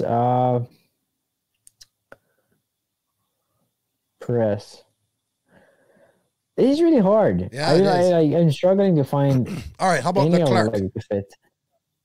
That's Ongaro, I feel. Okay, because he's like super fast. Like, but then again, like Ongaro has already won. Leclerc hasn't really won anything yet. But I feel like they're both like ridiculously fast, and then they make small mistakes once in a while. So I feel those are pretty similar, Leclerc and Ongaro.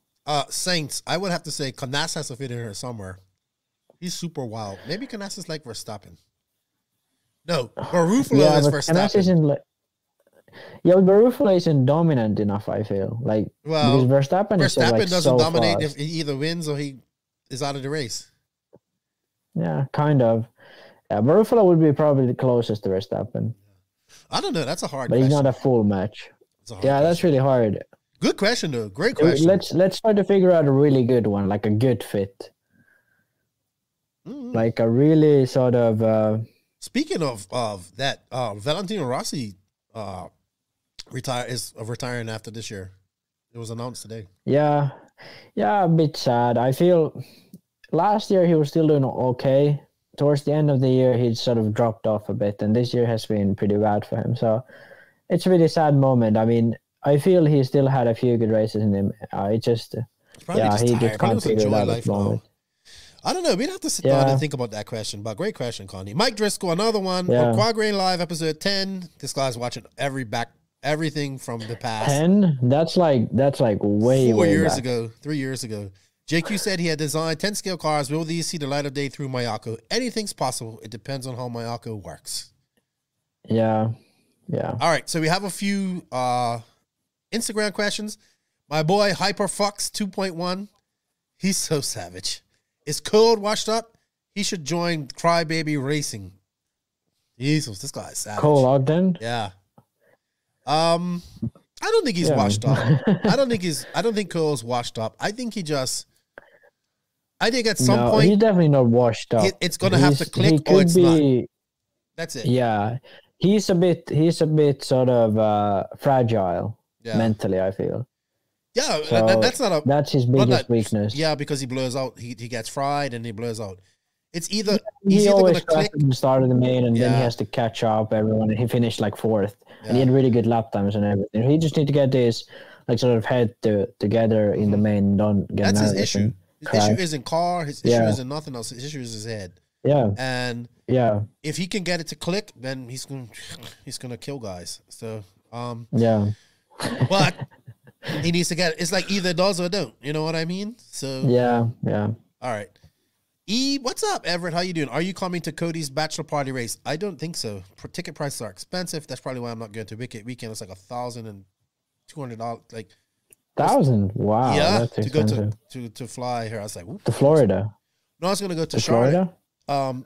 California's but even still, it's coast. Yeah, California's actually cheaper. It was like 6 something, but. I still want to get back over the. If I'm going to go to that, I'm going to try and stay in America for a few more races. But I don't think it's going to happen. But you guys will have fun. I'm sure they have like a bachelor party race for Cody at CTRC. Checkered Past 503.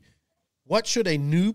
This is a great question. What should a new person to RC racing be focused on? Lap times, tuning, car prep, driving, etc. I hear you talk about wanting to increase people in racing, but if you were to break down the steps and progression of where they should place their attention in what order, and 10 scale versus 8 scale. FYI, Joseph actually has a course coming out with this. Like, From finding out about RC right up to becoming a pro. I don't know much about it, but that's what he's been busy doing. But that's a good question. Yeah. I would focus all right, so let's get one thing off. Would you go 10 scale or 8 scale? I say it depends on where you're starting off.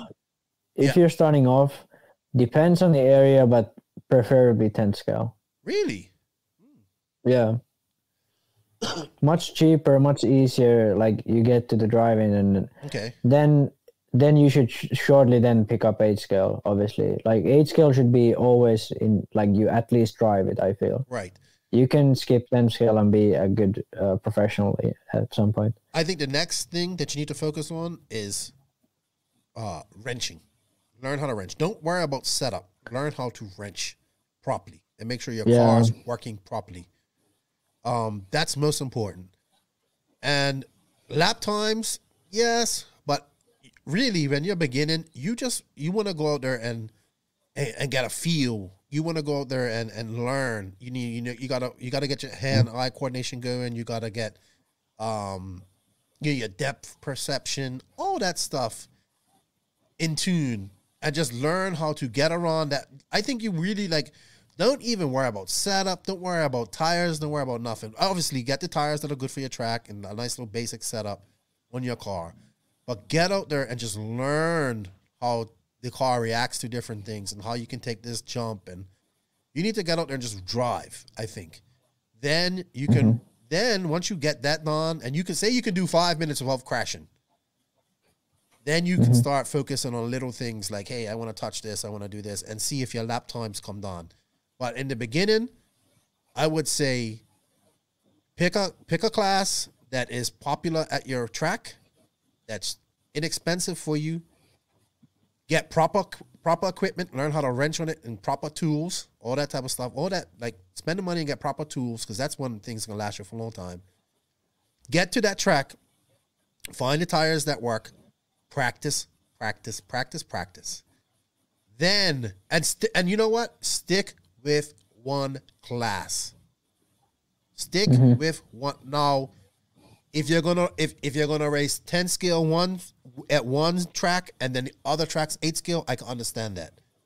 But if you're at a track and it's like, oh, you want to run stadium track, you want to run four-wheel drive, you want to run this, stick to one class for at least a year so you learn that sufficiently. And then just be open, be a sponge, absorb as much information as you can, and learn. Like there's so much information out there nowadays on the online. You know, we give out information. Joseph does a good job. You do a great job of your videos. There's so much information out there. It's so easy nowadays to get into RC and get better at it than it was back in the day. And you know what? Yeah. Have fucking fun. Don't take this shit. We take it seriously, but this is like my job. And this is like, you've done this almost to a professional level yourself. Have fun. Like, make friends. That's what it's about too. Go into the track, meeting people that are into what you like, and then you enjoy your RC experience so much more if you do that. And you'll learn so much more. Don't worry about, I need to be sponsored. I need to be this. I need to do that.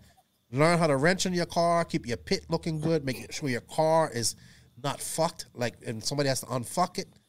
And yeah, just go out there and hit the track and do laps, man. Yeah. Yeah, I agree with what you said.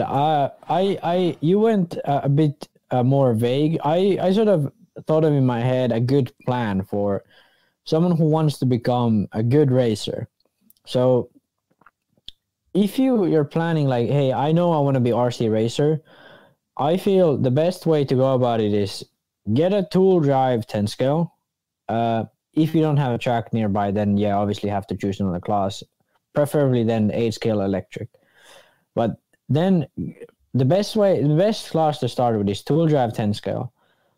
Get like the proper electronics, get proper stuff in there, go to the track, and like the first thing you need to do is ask like if you have a pro guy there or have like a fast guys there, ask like, hey, what are you usually running? What's like the best overall tire for this track? And then they say this one. Like, you don't need the tire they're running just at that time because they find it a bit better today. But like, you need to find the tire that works the best most of the time. Find that tire And then just use those tires. Start driving, like, and never start looking at the lap times until you can do a 5-minute run. So like, start driving, start understanding like, hey, I need to make the diff this often so I keep it proper. I need to make the shocks this often. And always, like, when you start racing, go for a very basic setup. Don't go for something too crazy. Go for a car that's easy to drive. Go for a car that's very sort of linear and in balance. Don't go for like the top guy setups immediately. Try to find sort of like a balanced setup. And then, like, when you have the wrenching under control, you're getting your 5-minute runs here and there, like, without crashes. You're running a very basic setup. You're running the basic tires. Then when you are comfortable with everything, you can run those 5-minute runs without crashing. You start picking up the speed. And every time you make a crash, you take a little bit back. And next run, you're going to do a little slower. Then when you can do that without crashing, then you pick up the speed again. And that way is, like, that attitude is the best for RC. When you can pick up the speed, run the very basic setup. Don't do anything crazy. You run even a box setup, just that the car feels okay. You have the sort of the very basic tires. You don't need to have the fastest tires every day. You need to have the tires that are consistent over all conditions and sort of like work on every scenario. And then when you see that you're sort of like stuck, so you have your maximum speed, you can't really improve, and you're feeling comfortable, you can do the 5-minute runs. Then you start to try setup things. You raise the link a bit. You say, okay, this does this. You memorize it. You write it down, whatever. But you start to learn what you do on the car, setup wise, what it does on track. So try to have a connection with the car that way in setup, and then you start to learn a lot more about how the car goes around the track and how you control it. And like, every time you do this, you need to think. Like, a lot of people just try everything because they're like, oh, this guy tried this and he's much faster. No, you keep your same thing. If you're not fast enough, then that's okay. You're having fun this day. The next day you go out to practice and test stuff. You start to test everything. And you always, when you try something, you think about it before, you think about it afterwards, and you write it down. This way, it's like you don't waste time. You take the most out of everything you do, and you actually try to understand what's happening. And I think that's the biggest thing about improving in RC and improving in anything in life, really. I would like to add something to that. I know a lot of people say, oh, we go to races and races intimidate us and stuff like that. Well, yeah, as racers, we need to go up and talk to people and make them feel comfortable as well when they come to tracks. But also, don't be scared to go ask questions. People understand that you're new. Yeah.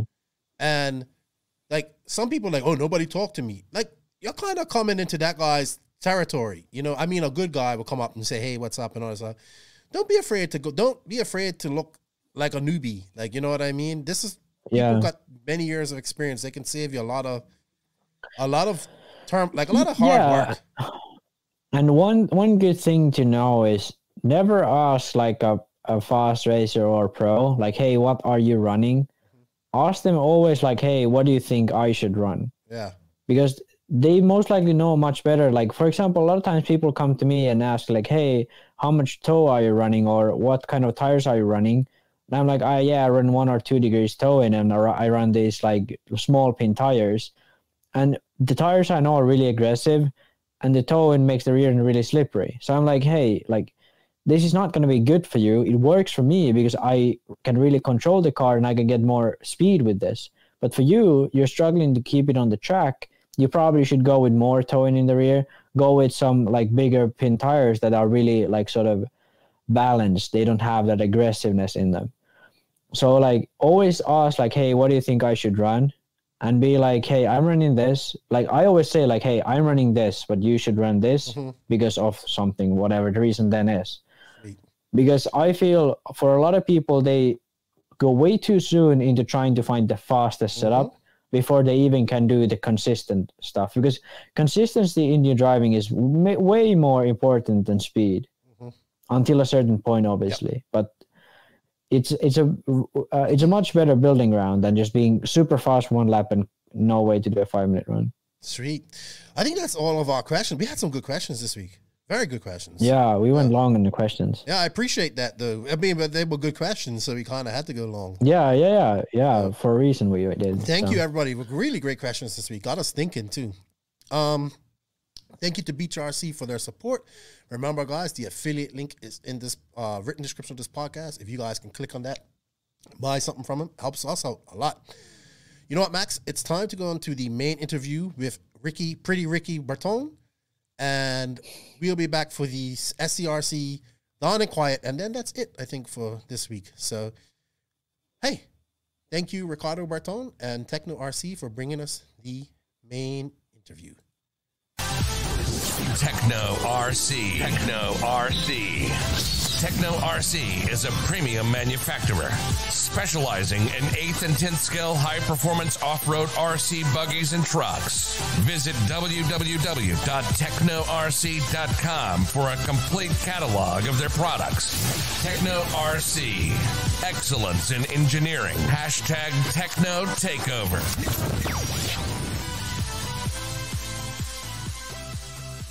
Joining me this week is, I would like to say, he is the current European champion. He won it back in 2019, so he is the current reigning European champion. All the way from Italy, joining me this week is 2019 European champion and Infinity driver, Riccardo Berton. I can't say it like Joseph says it. I can't roll the R, but welcome, Riccardo. How are you? Fine. Hi, everybody. I am good. Thanks. It's it's okay. Okay. So you're in Italy. What part of Italy are you from, Riccardo? I am more next to Milan Malpensa. Mm-hmm. So I am like 30 kilometers from the center of Milan. So in the north of Italy. Okay. So what is your hometown famous for? Anything? Nah, honestly, nothing, I think. But I'm just really close to the airport. That's a good. But yeah, my hometown has nothing, honest. Just that is near Milan. That's the only good thing that you get. So I take it you go to Milan quite a lot. It's not that far away. 30 kilometers, like 20 miles away, 25 miles. Yes, exactly. Yeah, exactly. All right, cool. All right, man. How old are you? I am 22. Okay, so this year. All right. When's your birthday? Yeah, it's 20 of May. Okay, so you just went 22. Happy belated birthday to you. Thank you for joining us. I did meet you a couple years ago at Silver State, I believe, and I said, hey, we got to get you on the podcast, and that just never happened. You were still running Kyosho at the time. You went on that year to win the 2019 Euros at Ungaro, the Ungaro Ring, and probably one of the best 45-minute finals I've ever seen in racing. So if you guys haven't seen that, you should go check it out on RC Racing TV. And you switched over to Infinity. I think it was near the end of 2019, and then obviously 2020, no racing in Europe, very slow. But you went to Montpellier in 2020, did you? Yeah, we had a problem, but we went. That was more or less the only race that we raced in 2020, if I don't remember too bad. We raced some some races in Italy, but until the Portugal race was the last one. At the IBC race here a few weeks ago that we talked about. All right, I like to ask everybody how they got started. So how did this all start for you, dude?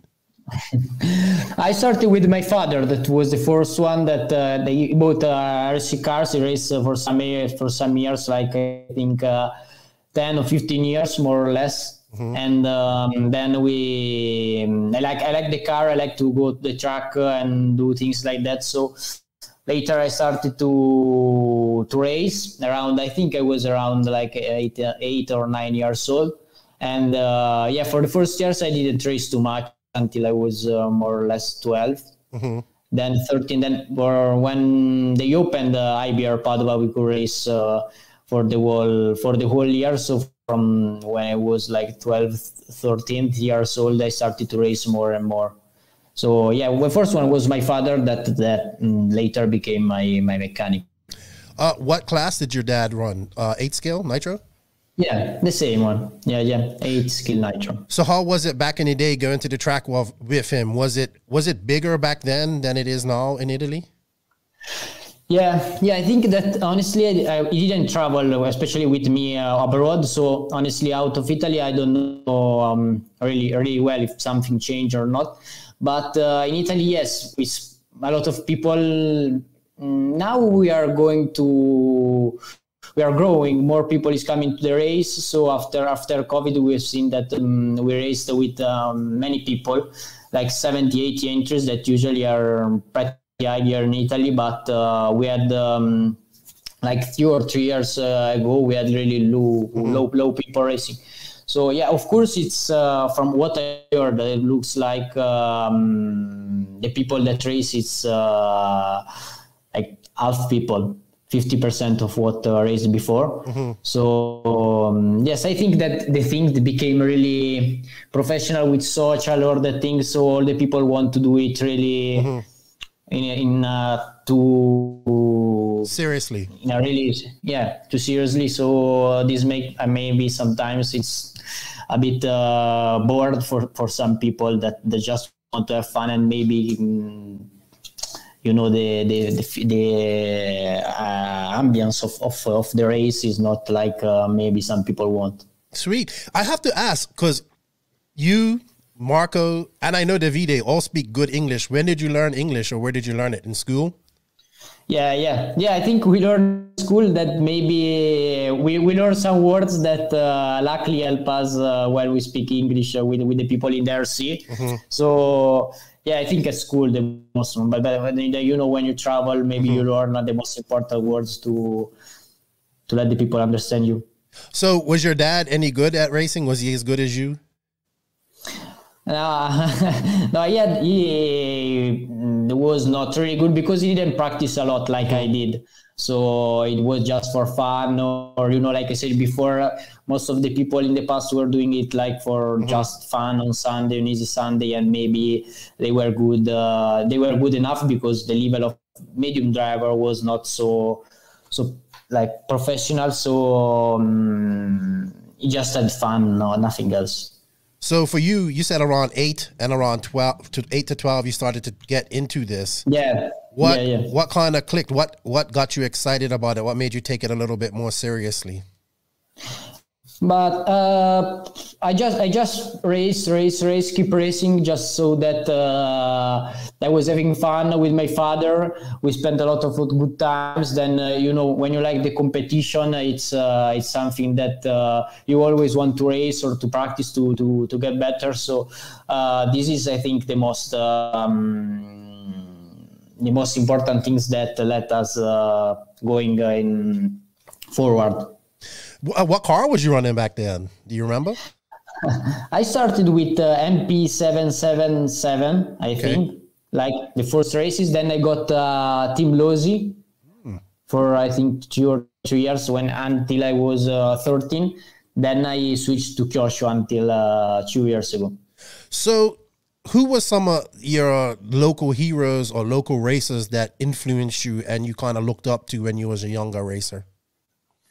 But we had some really good drivers here. We had in Italy, we had Rabitti, we had Tortorici, we had really good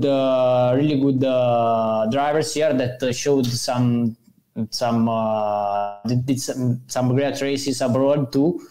So honestly, I looked to these people especially. Then abroad, maybe later in the days. I honestly think that all the drivers that we have still now, No Battle, Ronifal, so I look to all of them, but they are still here, so not many years ago. So when did you, as a young racer, when did you start getting a little bit more serious, getting noticed, maybe traveling a little bit outside of Italy? Do you remember your first international race? I think that I remember the first time that I came to US was the Kyosho International Kyosho meeting that they did in Las Vegas. That was in a really good place, I think, for the first time. Yes. And honestly, I think my first race was Montpellier or Pierrefonds, the races that usually in France. Okay. So I started with the car. Then I don't know planes, which were maybe some Aero B in England, maybe the first one out of Italy with the plane. All right. So what was your first big win? Like when you got your big win, you got noticed, and maybe you picked up a full-time sponsor. I think that the first one was Montpellier, 2016. Okay. I didn't even know you won that. That's a hard race to win. Yeah. I was pretty lucky at the race, but I won that. Maybe I think now 5 years ago. Yeah, I think I should know that. I think I watched that. I love that race. It's great. You see people that normally probably wouldn't be fast there, and I hate to say this, but it seems like every American that goes there struggles. So I'm just saying, it's a great race. The track is the same, but it has a different winner every year, and it's some great racing there. I think it's probably one of the best races of the year. I love it. I missed it this year. All right. So you was with Kyosho for a long time. I didn't realize you had been with Kyosho for so long. How did that come about? I honestly, we first bought a car with my father together. We started to do some races in, I think when I was 14.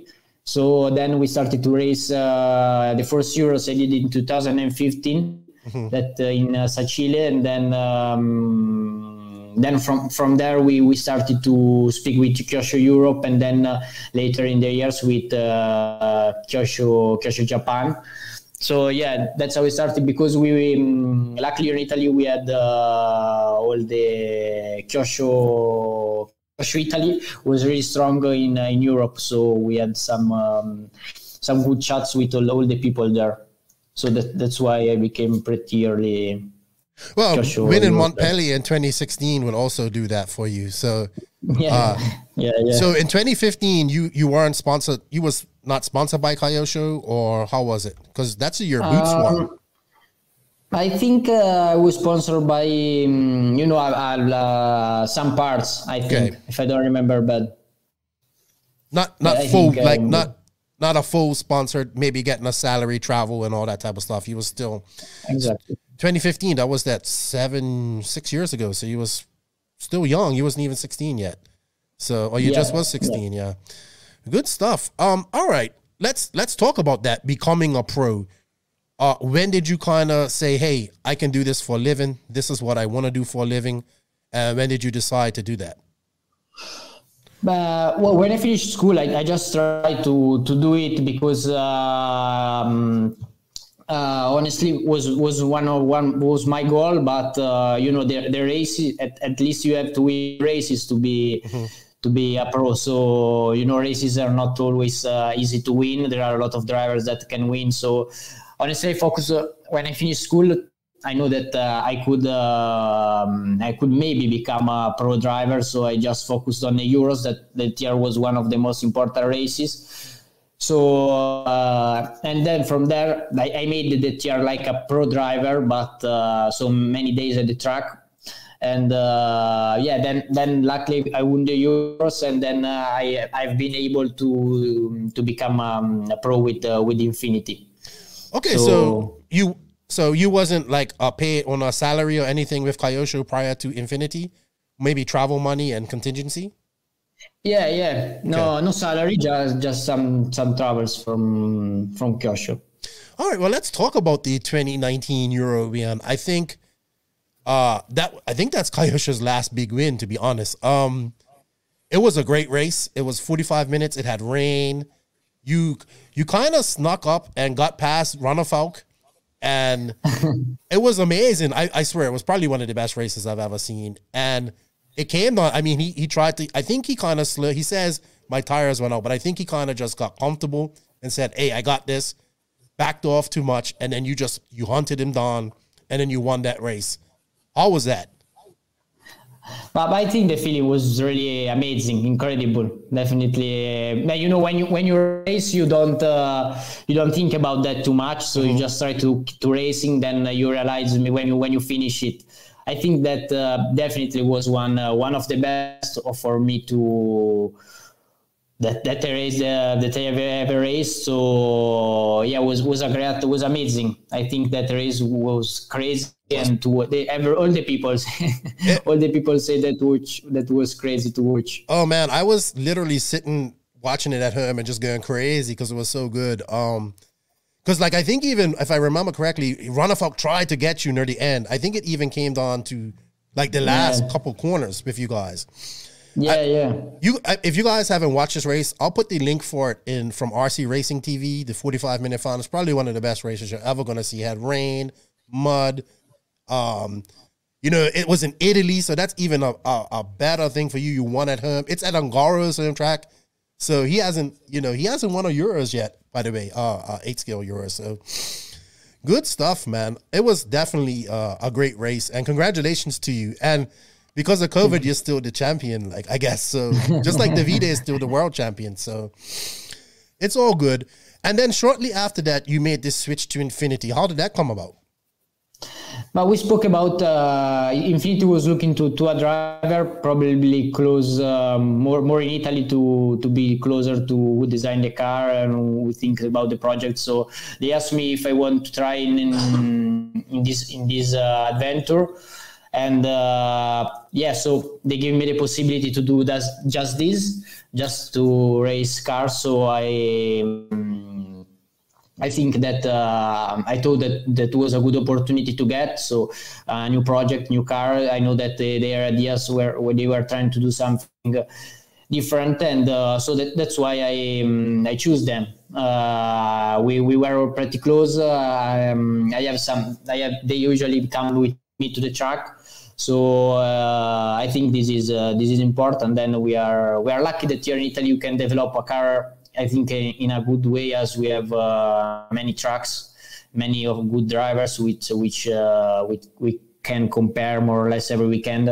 Now in August, no, but of course in all the other months. So there are some bigger races, and I think that this helps, of course. So what is your involvement? I think you're the only, now with Kyle going, I think you're the only top off-road pro that they have. So how much of your job, or how involved are you in the testing process for their cars, and how close do you work with the engineers there? We usually try to see what the car. We first did a car, then we went to the track, and then from there we started to keep practicing in all the things that maybe can work or not. Depends of what the track does in some condition. So in the different conditions that we usually meet during the year. So we are in Italy, we are pretty lucky that we have different conditions, so we can test different parts and see how the car works. Of course, that depends, because, for example, in Portugal, we never meet that condition in Italy. So, you just need to learn the car as much as possible, and then see how it works to adapt out into the different conditions that usually have during the year. So we try just to see how the car works. We check lap times. We check how the car works, if it's comfortable or not. If something maybe is more comfortable, like with the normal car. So that's what we do. If something broke or something we look that is not good, we change. Okay, so you are running a new car. You had it at IBC. That was a challenging surface because it was glue and it was different. And I know you guys don't have anything like that in Europe. What changes did you try to make to the car to make it a little bit more comfortable? But honestly, we didn't work. We just got there with the car that we had in the with our car that we tested here. Mm-hmm. So we just work on everything work, like thieves or shocks or things like that. Honestly, we didn't work too much on geometry or things like that, as we didn't get a lot of track time, and we just work like all the others have done. We at the race, you can change too much on the car because you never know how it will go. So of course we learn something. We still have to learn something, but yeah, we will keep. Maybe we'll go back there to do some testing, more testing in that conditions. Sweet. I like Kenji. I've had him on the podcast. He's a great dude. He's passionate about RC. I'm excited to see what Infinity, when the car does drop, I'm excited to see what they're going to have. I know they want to get into the American market, so I'm assuming they're going to get a top pro there as well. I need to hit up Kenji and ask him what's going on with this car. When is it going to be released, and have a chat with him. But it seems like you're in a good place. So are you testing now daily, or what is a day like for you? A day in the life of a pro, like you, what do you do? I mean, do you go to the track every day, or do you go a couple of days a week, or what's a day for you? Honestly, it depends. I don't go all the days to the track. I go. I think in a normal condition with no races, I go maybe 2 or 3 days. It depends on how many things we have to test, or if we need to test something. Something quickly, something, or you just need to prepare a race, or you need to go racing.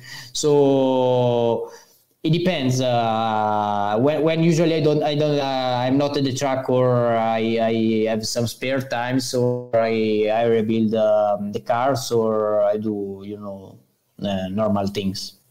So I know you probably can't say this, but any idea when this car will be released, or at least we'll get some pictures of it, or some? I think that more or less will be at the end of the year, but honestly, I don't know. I'm not sure. So I think that maybe will be for the end of the year. Of course, we still some things to do, so we will see. What's the Italian guy named that's the Infinity? He was at RCGP. I can't remember his name. Alessandro Artusi. Yeah, so that's the guy you work closely with. What's his heritage in RC? Is Alessandro one? He works for the team. He usually, when you need something, all the team needs something, usually you speak with him. He goes to the track. He looks all the parts with the drivers, what they have to do, or all the things like that, and he comes to help me too now with the 1.8 skill. Right, but is he a former racer from back in the day, or? Yeah, okay. Yeah, I think he raced in the past. Yeah, more or less the same year of my father. Okay, all right. Good stuff. Infinity, big and onward, big. Is it any possibility we can see you cross over to that? I mean, you guys have Lamberto Collari. He's like a 10-time GP champion. And they have what's his name? Balestra. I can't say it properly. Balestra. Yeah, he's like what, one-time champion. Yeah. Can we see some crossover from you? Would you like to do that? I think that we have already a lot of classes here in 1.8, so I think maybe some 110 skill of road. But honestly, I don't think I don't know. But at the moment, I don't think I will cross to 1.8 road. I think their level is really high, so they have a lot of experience. I think that maybe I will stay on off road. Because this is what I do since I'm young, so I think I will focus more on this. I think they just need to have a car ready for you and just show up and drive. yeah, of course. If it's like this, of course I can go racing, no problem. Okay. Speaking of 10 scale, you recently joined Schumacher. Congratulations. I think Schumacher is definitely growing a lot. It's filling in where Yokomo was. So a lot of drivers like yourself, who maybe 8-scale drivers, can run Schumacher. I mean, Orlowski has been a long time Schumacher guy. He's now running Nemo Agama for 8-scale, which is great to see because that's one guy I always wanted to see race 8-scale. Have you tried your new 10-scale cars yet? And can we expect to see a lot more 10-scale racing from you? If so, where will you be racing? Yeah. I've been last week at Arena 33, where we'll go at tomorrow for a US Aerof-Road Series. So I think I will focus more on that race or some carpet racing, and then maybe for next year I think we will be the Euros in England. So where is EOS this weekend? It's in Arena 33 in Germany. Okay, so you're going to that. Yeah. Okay. Is this your first EOS? Have you done them before? I've done with the Kyosho like one or two EOS in the days, I think 2015. Okay, well, you're going with like a truly carpet car now. You should be good. Who else has attended that race? Top names. Lucky from all the restriction, there will be no, I think, a lot of top drivers, but there will be, of course, all the I think Europe, Germany drivers, England, English, or center of Europe. Some drivers, of course, will come. I honestly don't know exactly who will come. I'm sure of Schumacher's drivers, but honestly, I don't know from the other companies. Have you heard from Aiden Burke yet? He is like Schumacher's #1 fan. Aiden Burke of Extra Lap Podcast. What's up? Shout out to the Extra Lap Podcast guys. Has he messaged you yet? Because he loves Schumacher. Anybody that drives a Schumacher. I don't know. I don't know if he messaged me. I remember that we spoke in the past, so I think we will be. Have you been on his podcast yet? Yeah, I think. Okay, yeah, I think so too. Well, I'm sure you'll be back on Extra Lap now that you're running Schumacher 10 scale. Shout out to the Extra Lap guys. Yeah, man, good stuff. I definitely want to see more of you racing, especially in America. I hope we see you. I hope things ease up COVID-wise and we see all the Europeans over in America. But you've done quite a few American races. You've done DNC, you've done the Kyosho Masters, you've done Silver State. Which one of those races is your Which American race is your favorite? I think my favorite, honestly, I think is Silver State. I think Silver State and DNC are both really good. Silver State, maybe for the location, it's a bit different from what usually race. So it's something particular that I think that it's good to do, and it's nice, of course. But of course, DNC is probably still a bit more important than Silver State because more European guys usually go there. So, but I think they are both really good races. All right. I will honestly look to Psycho Nitro Blast, but I've never been yet there. Yeah, it's a great race to attend. It's big track. It's the premier race on the East Coast. I would like to see more Europeans attend that as well. So maybe that's possible next year. And if things ease up and we have RCGP, we'll see you running that next year because Infinity's still in that. Are you excited for that? Because you didn't get to run in it this year. You almost did. You almost did in 2019. But are you excited to do something like that? Yeah, of course. It's something different from the normal. So I honestly look forward. I've seen the races in the past that I didn't attend, and they look really cool. So I hope that we will race RCGP next year. Yeah, I do too. All right, let's talk about Italy and RC. Right now, Italy is probably producing some of the fastest 8-scale racers in the world. We have we have Davide, we have Barufalo. Zancatine is a little older. Paulito, Valente. These are all fast guys. And there's probably some guys that I don't even know about that are coming up in the ranks. Why? Well, I guess it has a rich heritage of racing. Italy has always been racing. It may be for a few years, maybe 10, 15 years, there was no really fast Italian guys. But now there's a whole bunch of them. And you touched on it, you said you guys have a lot of tracks and you guys race together a lot. But do you think, this happens in other areas too. The UK has a bunch of guys. Germany has a bunch of guys. But Italy seems to be shining in the whole world. Seems to be producing good 8-scale racers. Why is that? But I think first it's because of the track. First, I think because we have a lot of track and they are really close to the different country of every drivers. So I think it's pretty easy to go to the track, and we have good weather. So we have IBR Padova that of course help because you can race like 6 months where maybe other drivers can't race a year in Europe. So IBR is everybody can arrive there. It's like maximum 3 hours. So I think that that the first one is for that. Then I think that the level from when Davide Hun, the level was already higher because the first one was Alex that made some big finals, podiums and things like that. Then Davide with the awards, of course, put one person to which look to Italy. He put the spotlight on Italy.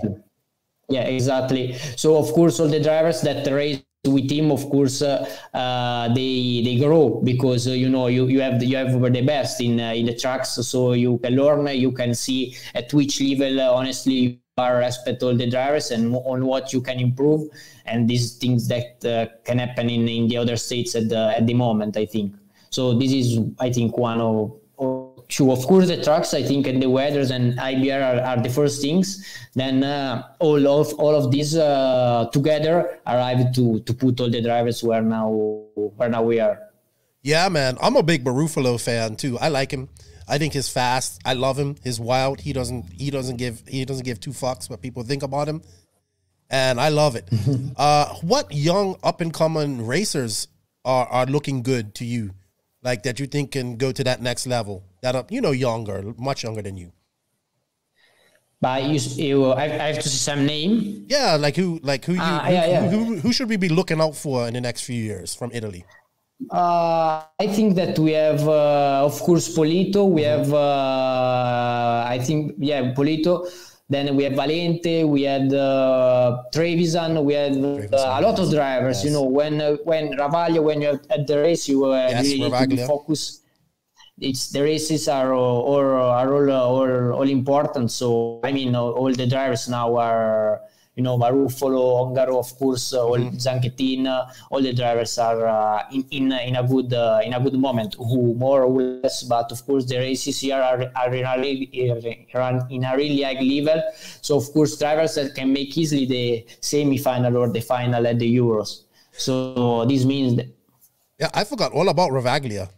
He was super fast. Like, didn't he TQ the Worlds, I want to say, or something? TQ the Euros, or was really fast in the Euros or something?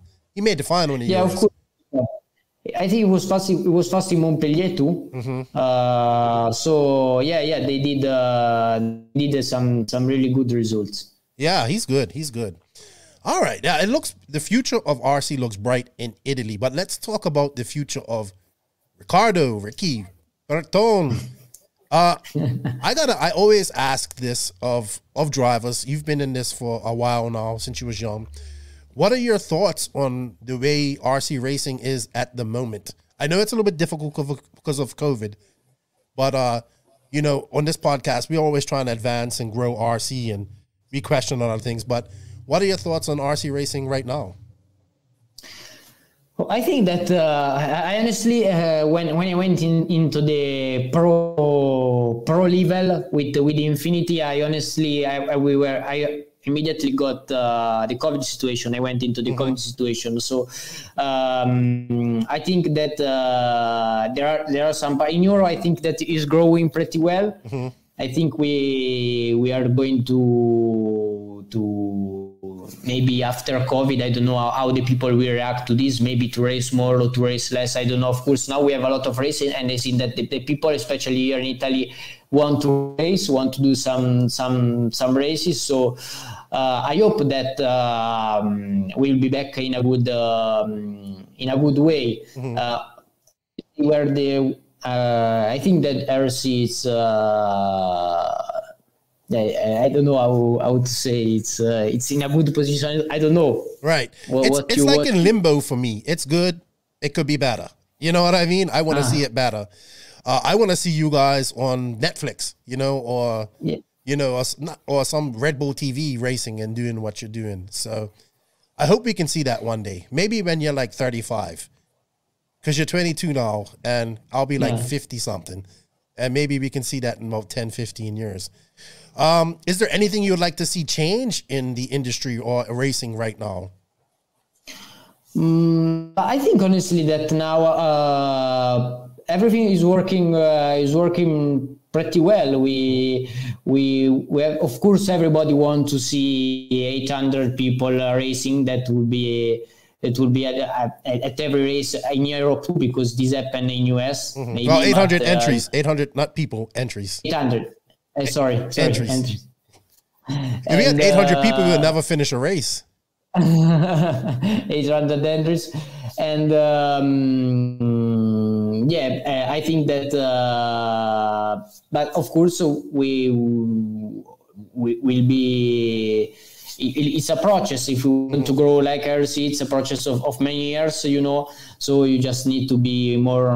Luckily now with social, of course, I think we made a little bit a little step forward than the past, because you know on social media this helps a lot. I think the drivers or the companies or things like that to let know more all over the world. Yep. So I think this can help, and of course if we keep in this way, we will see. I think that with social media, of course, there are a lot of chance.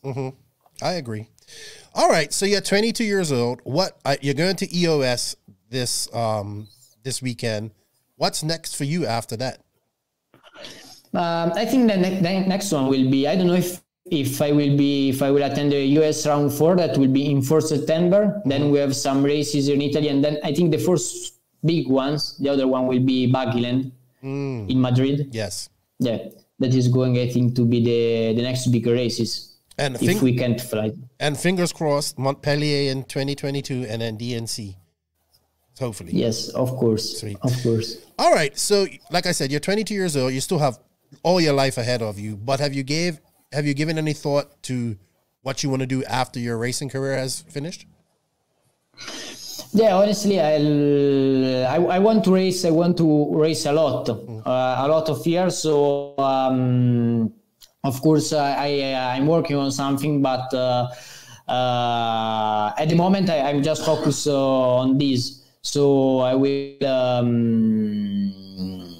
Then when I will finish the RC career, you know, there is a lot of up and down in the RC career of every driver, and we will see. I will go in the future. So you went to school too, right? Like college or university? Yeah. What did you study there? I studied economics and economy in English. Yeah. All right, cool. You know what, Riccardo? We have a segment on this podcast. It's where I ask you some questions and you have to answer them really fast, or with one-word answers. And it's actually brought to the podcast by TNR Fuels. Here at the NNRC, we are all about that glory, and the glory is nitro. TNR Fuels is the hottest nitro fuel on the market, operated by a racer named Chris Nelson and his family. Made by racers for racers. TNR Fuels is currently available throughout the USA and in many hobby shops. For more information to support the company or purchase some fuel, visit www.tnrfuels.com. Contact Chris Nelson directly at chris@tnrfuels.com, or find them on House of RC or Facebook. Riccardo, have you made a House of RC Facebook House of RC profile yet? I don't know. You think you should. I will do it. I think all pro drivers should do that. And thank you to TNR Fuels for bringing us the TNR Fuels Stop and Go segment. Okay, Riccardo, so we have 10 questions. You got to answer them. Some are RC questions, some are not. Okay. All right, number 1. What is your favorite food? McDonald's, I think. Yeah? Do you have McDonald's in Italy? Yeah. Yeah, we have. I don't eat a lot, but it's when I eat it. Or I think I as an Italian, I should say pizza. I will say pizza. Okay, so here's the question. Is McDonald's better in Italy or in America? I think in America, yeah. Yeah, I think so too. I love American McDonald's. All right, number 2. Any hobbies outside of RC? I like honestly swim, or go to mountains, or walk, or some trails, things like that. So no football, no MotoGP, no Formula 1. But they are things that I look to, but honestly, it's not something which I look at it on Sunday if I can, but I don't care honestly too much. So you're outdoors type of guy. You like being outside and in nature, it seems like. Yeah. All right. Number 3. What is one race that you really want to attend anywhere in the world? There are many. I think Psycho Nitro Blast. Okay. The one and Radio Race in 110. What attracts you? What attracts you to Psycho Nitro Blast? Is it just like the craziness of it all, or the big track, or just something different? But I think the big tracks and the you know all the situation. Yeah, it's really good. It's a race that I think everybody should do once in their life. All right, number 4. Davide Ongaro is. I think it will be pretty a great driver. I think. Okay. Number 5. Your favorite track so far. I think the Bagland ones. Okay, he does. Miguelo does a good job. Period. Number 6. A driver you hate to lose to. Sorry, a driver you hate to lose to. That you don't want to lose to. You want to beat him every time. I would say Marco, so we know each other. Oh yeah, are you and Marco real close? Yeah, we are really friends. Okay, that's good. I love Marco. He's so awesome. Number 7, your dream full-scale vehicle. If you could have any vehicle real, like to drive, what would you have? I would like to GLC of Mercedes. You know, the big one. Yes. Nice. I think, yes, that one. One country that you need, number 8, a country that you really want to visit. And it doesn't have to be for RC.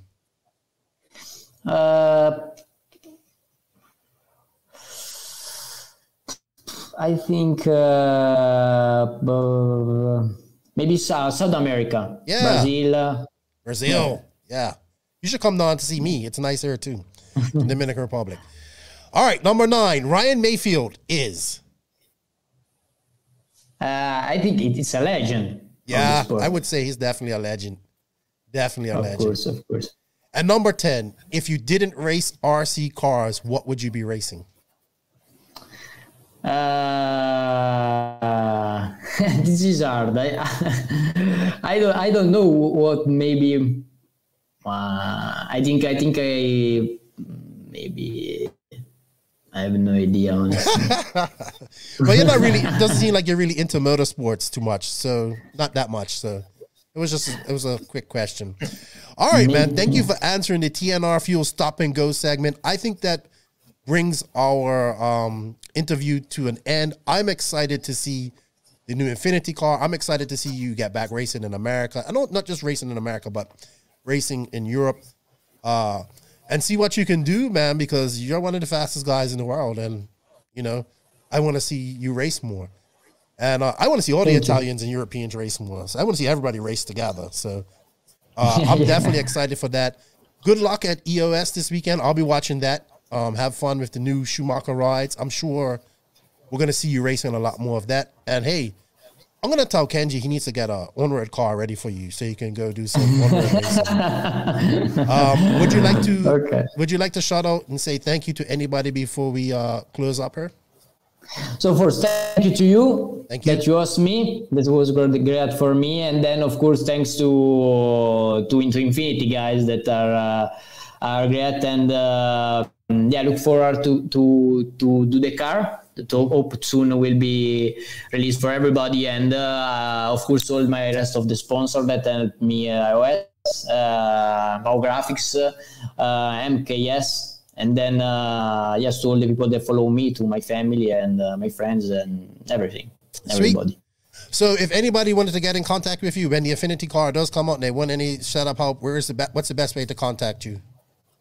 I think on Messenger. Okay. That's, of course, my best. Facebook, exactly. Sweet, man. Or Instagram is the same. Okay, no worries.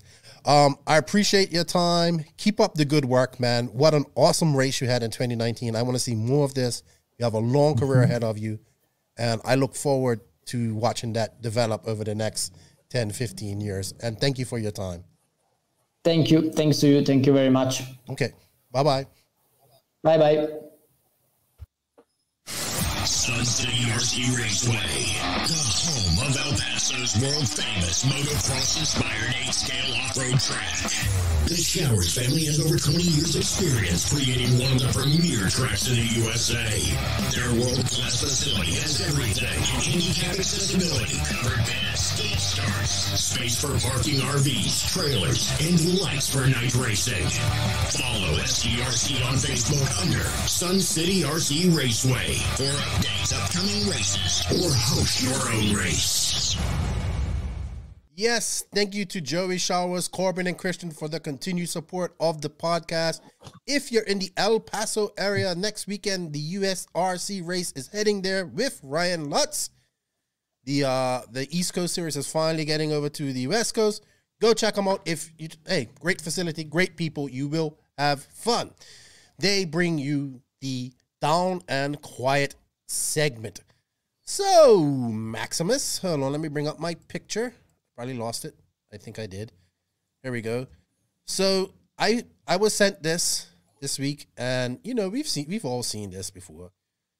He's done this quite a few times. Let me find it. There we go. I thought this was so cool. I love his colors. So Lewis Hamilton. It's a cool looking car. Yeah, I love your colors, Lewis. St. David's colors all the way. Yellow, gold, and blue. Old Kyosho Burns her. Looks pretty badass. Like an old restored car her. And this is my Turbo Burns radio control car that I raced when I was 5 years old. My brother kindly had it rebuilt for me, and recently it's running like a gem. And to add on that, I think Ocon, he had an MP9 given to him as well. And, there's lots of people. Look, this thing has over 465,000 at this time, 465,000 likes, so many comments. Ocon challenged him to a race on this. And I just got to thinking, I posted this. And, man, we was just talking about F1 drivers, Lewis Hamilton and all that type of stuff. So Lewis Hamilton used to drive. His brother still races now and then, I think. They're not really connected to Kyosho. Mick Craddock knows him really well, and a couple other people. So they know about RC. But here's like what I was thinking in my brain. How cool would it be for Ocon and some of these RC? I mean, Art and Senna used to race RC cars too. How cool would it be for these guys to come to a race, participate in a race, and get into this and take this to the masses? Like, that would be, like, we have it. And the craziest thing is, like, Scott Speed drives RC quite often. Had a track. Like Pedro de la Rosa. Yeah, Pedro de la Rosa is a Spanish champion. Henning Solberg is a Norwegian champion in on-road both. Christian Craig. He drives, he races, bashes. Yeah. 7 Deuce loves it. I was actually messaging 7 Deuce for a while. At his number, was messaging him, trying to get him on the podcast. Mookie likes to race. All these guys, I think they like to do it as a hobby, which I understand. Like, they don't want to be professional all the time. This is a hobby. Yeah. But I kind of feel like if you're giving these people product, we need like, all right, I want to phrase this in a way that I don't want to offend Kyosho people. All right. I wish, and I don't know if they would, I get it, it's great promotion for Kyosho that these guys get cars, or whoever company gives them cars. I wish we could take that promotion and just spread it out so it fucking, what's the word I'm looking for? It showcases RC racing. You know what I mean? Yeah. Not just giving these guys a car to say, hey, look, I got this famous guy who has a car. Yeah. Let's get these fucking guys racing with us or something. Like, I don't know. Like, let's get them to races. Let's get them promoting what we do. Let's get, like, someone slip Lewis Hamilton a link to RCGP and let him watch some of that shit and see, like, wow, this is really cool. Like, like, this is like driven.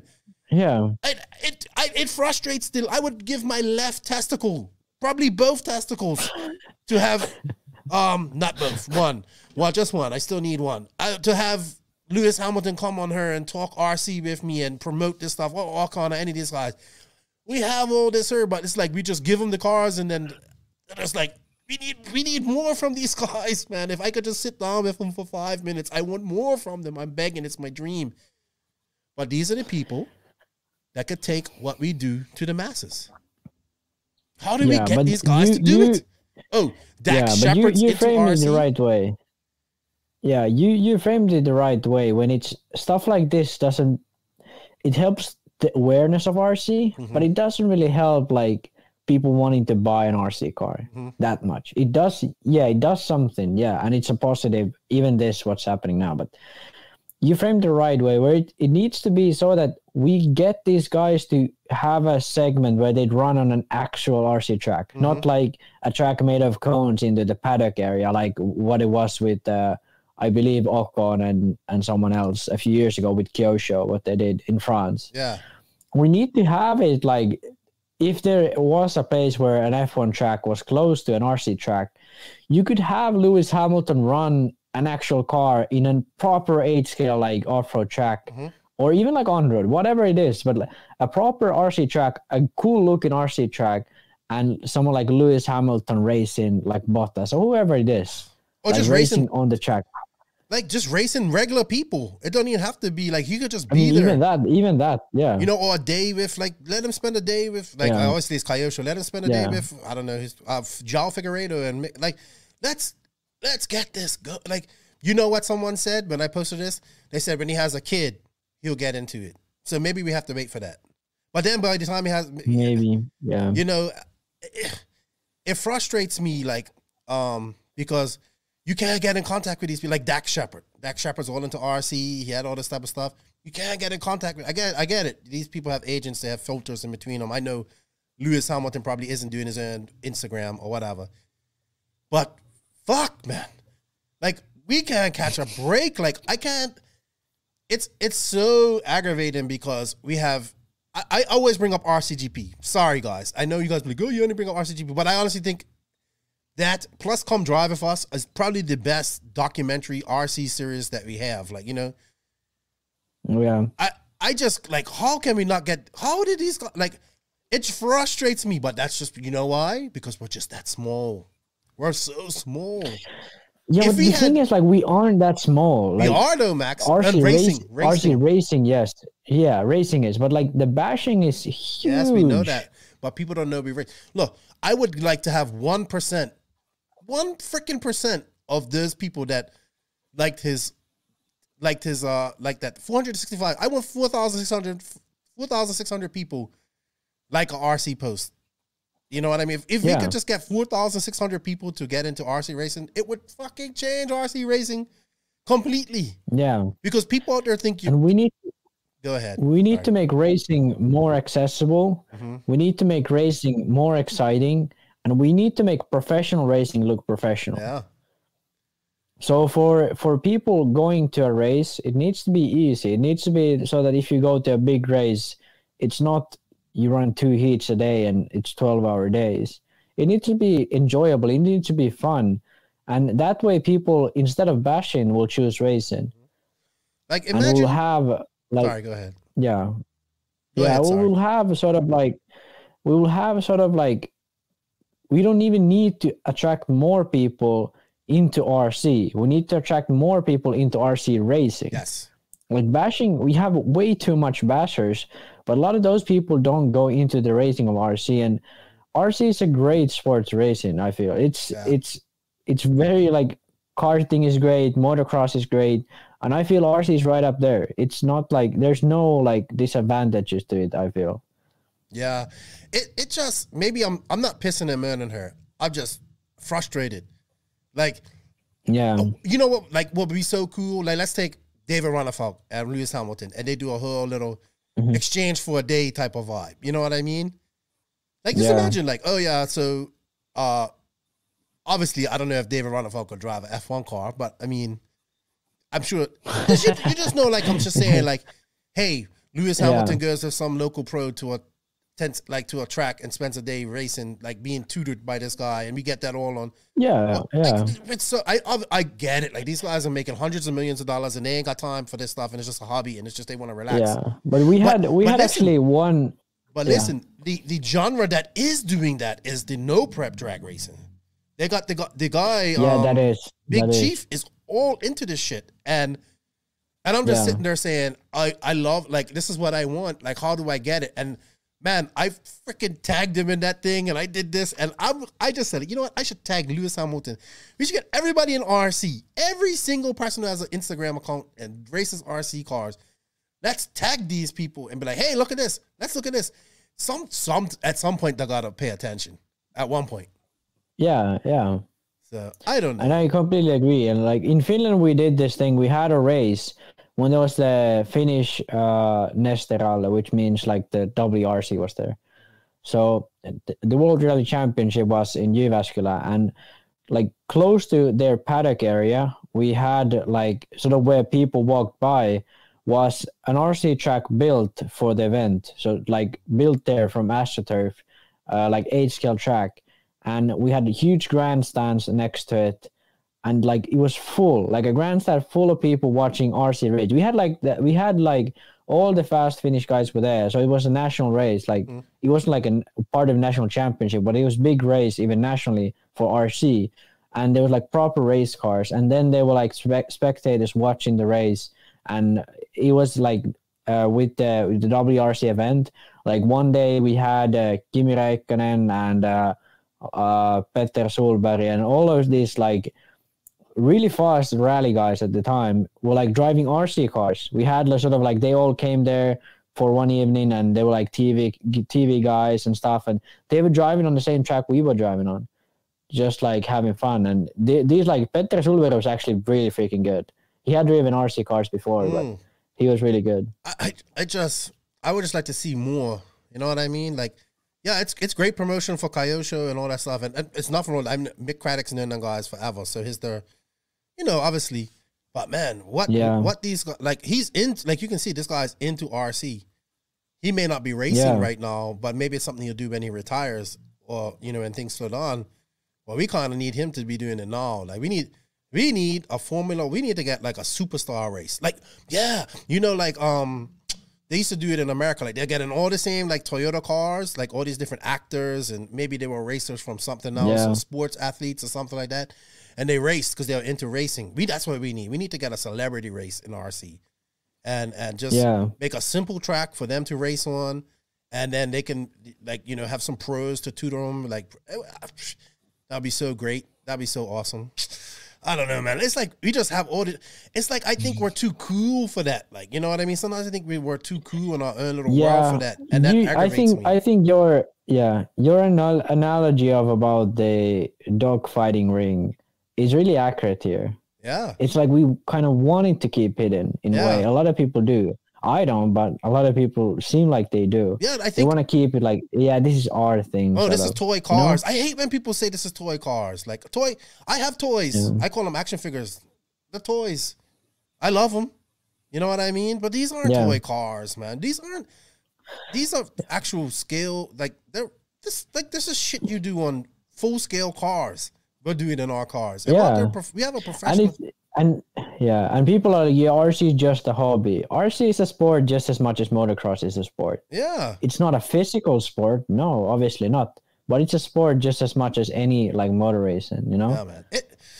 It takes the same amount of, like, a skill. It takes the same amount of preparation and all that. You know what? So, I think everybody in RC should just tag Ocon, all these guys that race RC car or like RC cars, Lewis.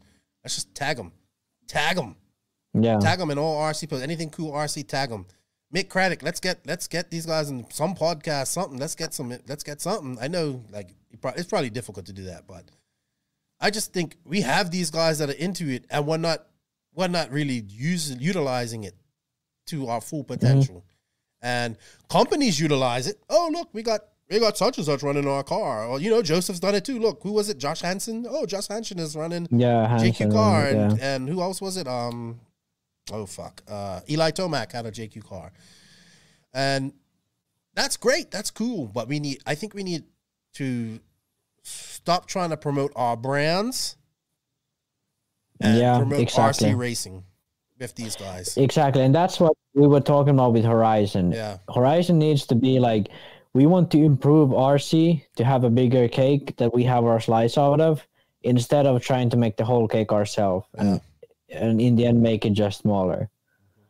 And that's what RC brands need to realize, and that's especially what's happening here with sort of this celebrity like movements. Like we need to think about RC first and the brand second. Yeah, I agree. Great way to put it. I think that's it, Max. Tell us what you guys think about our Dawn and Quiet, which kind of turned into a rant. Do we need more from these celebrities that are running our cars? Should we put RC racing first before the actual brand? Let us know. And you know what, Max? I think that's it for us this week. Thank you, Max, for your time, for coming on and co-hosting. I know it's late and you've been working. I appreciate that. Videos dropping, or you're just busy racing? At the moment, I'm busy racing. Okay. Nationals is going to be in a few weeks, the last one. And I'll try to get some stuff filmed, but it's going to be, I've had a little change of plans. I'm going to school this fall, so I have to move and stuff. So it's taking a bit of time. So videos I hope you still have time to co-host this. Yeah, I mean, this is only a few hours every week, so it's fine. But videos take a lot of time. Like you have to go to film and have a track where you can run on. Sweet. Thank you to Riccardo Berton for his time as well. Pretty Ricky, was good chatting to him. I hope we get to see him over in America racing and just Europeans, period. Thank you to everybody that sent us questions. They were awesome this week. And hey, thank you to the UK Nationals for giving us all the drama and beef that we want in the RC series. And yeah. Good luck. I appreciate it. I enjoy it. I enjoyed it. It made my week. I was going to rant about Raw this week, but I decided not to. I'll do that next week. We need to ease. Well, like we rant about them every week. I know. We need to try to like ease off a bit, give them a little bit breathing room, then squeeze again. I want to hold their feet to the fire because they should be testing this tank expansion shit, and I haven't seen anything come out of it yet. Yeah. So we have to keep holding their feet to the fire. Thank you, everybody that supports this podcast and listens to us, shares us, sends questions, everything, buys T-shirts, runs our decals. We cannot do it. See, Max is getting tired as you wanted. We can't do it without you guys. We greatly appreciate it. Thank you to all the patrons on Patreon for the extra support. And thank you to all of our sponsors. They are Mayako, Beach RC, TNR Fuels, Tekno RC, JQ Racing, Lugz Racing Tires, Manscaped.com, Donathan RC, Papa Willie's Traction Tonic, Sun City RC Raceway, Racecraft USA, RCGP, and of course, House of RC. All links, all promo codes, all coupon codes, saving money, affiliate links, Patreon, all that stuff is all in the written description. There's one link you can follow, and it shows you to everything, to all our socials. We're almost at 4,000 likes on Facebook. We're like 7 away. Please go to our YouTube channel, hit that sub notification button. I want to get to 1,500 subs by the end of the month. Thank you guys for all the support. Remember, if you ain't grinding, oh, no, I messed it up. How I mess up my outro? Remember, Nitro is the glory. E-Buggy pays the bills. If you're racing this weekend, send it without responsibility. Have fun. Help out a newbie if you can. And just have fun. And Max, anything to say? Yeah, I want to shameless plug my YouTube channel because a lot of the questions we have here are stuff I really discuss in my videos. And I try to make it so that not just tell you what to do, but why to do it. Mm-hmm. And especially if you're like really interested in stuff like the setup, I wanna shout it out because I'm really proud of the videos. I feel I really did a good job explaining some of the things. So please go check it out. Check out Max's You'll videos. find it. And remember, showing the sponsor some love shows the podcast some love. Thank you, everybody. Lefty, Max are out. Ooh. Thank you for listening to the No Name RC podcast. We greatly appreciate all the support and love from you, the listeners. Without all of you, none of this is possible. Special thanks to our patrons on Patreon. If you wish to support the podcast further, you can at patreon.com/NNRC podcast. As a patron, you will receive early releases, special content, and Patreon-only giveaways.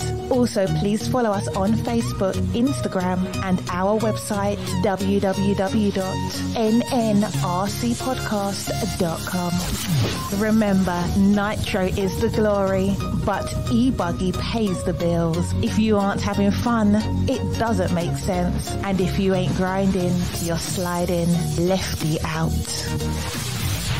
Nitro is the glory. Nitro is the glory. Nitro is the glory.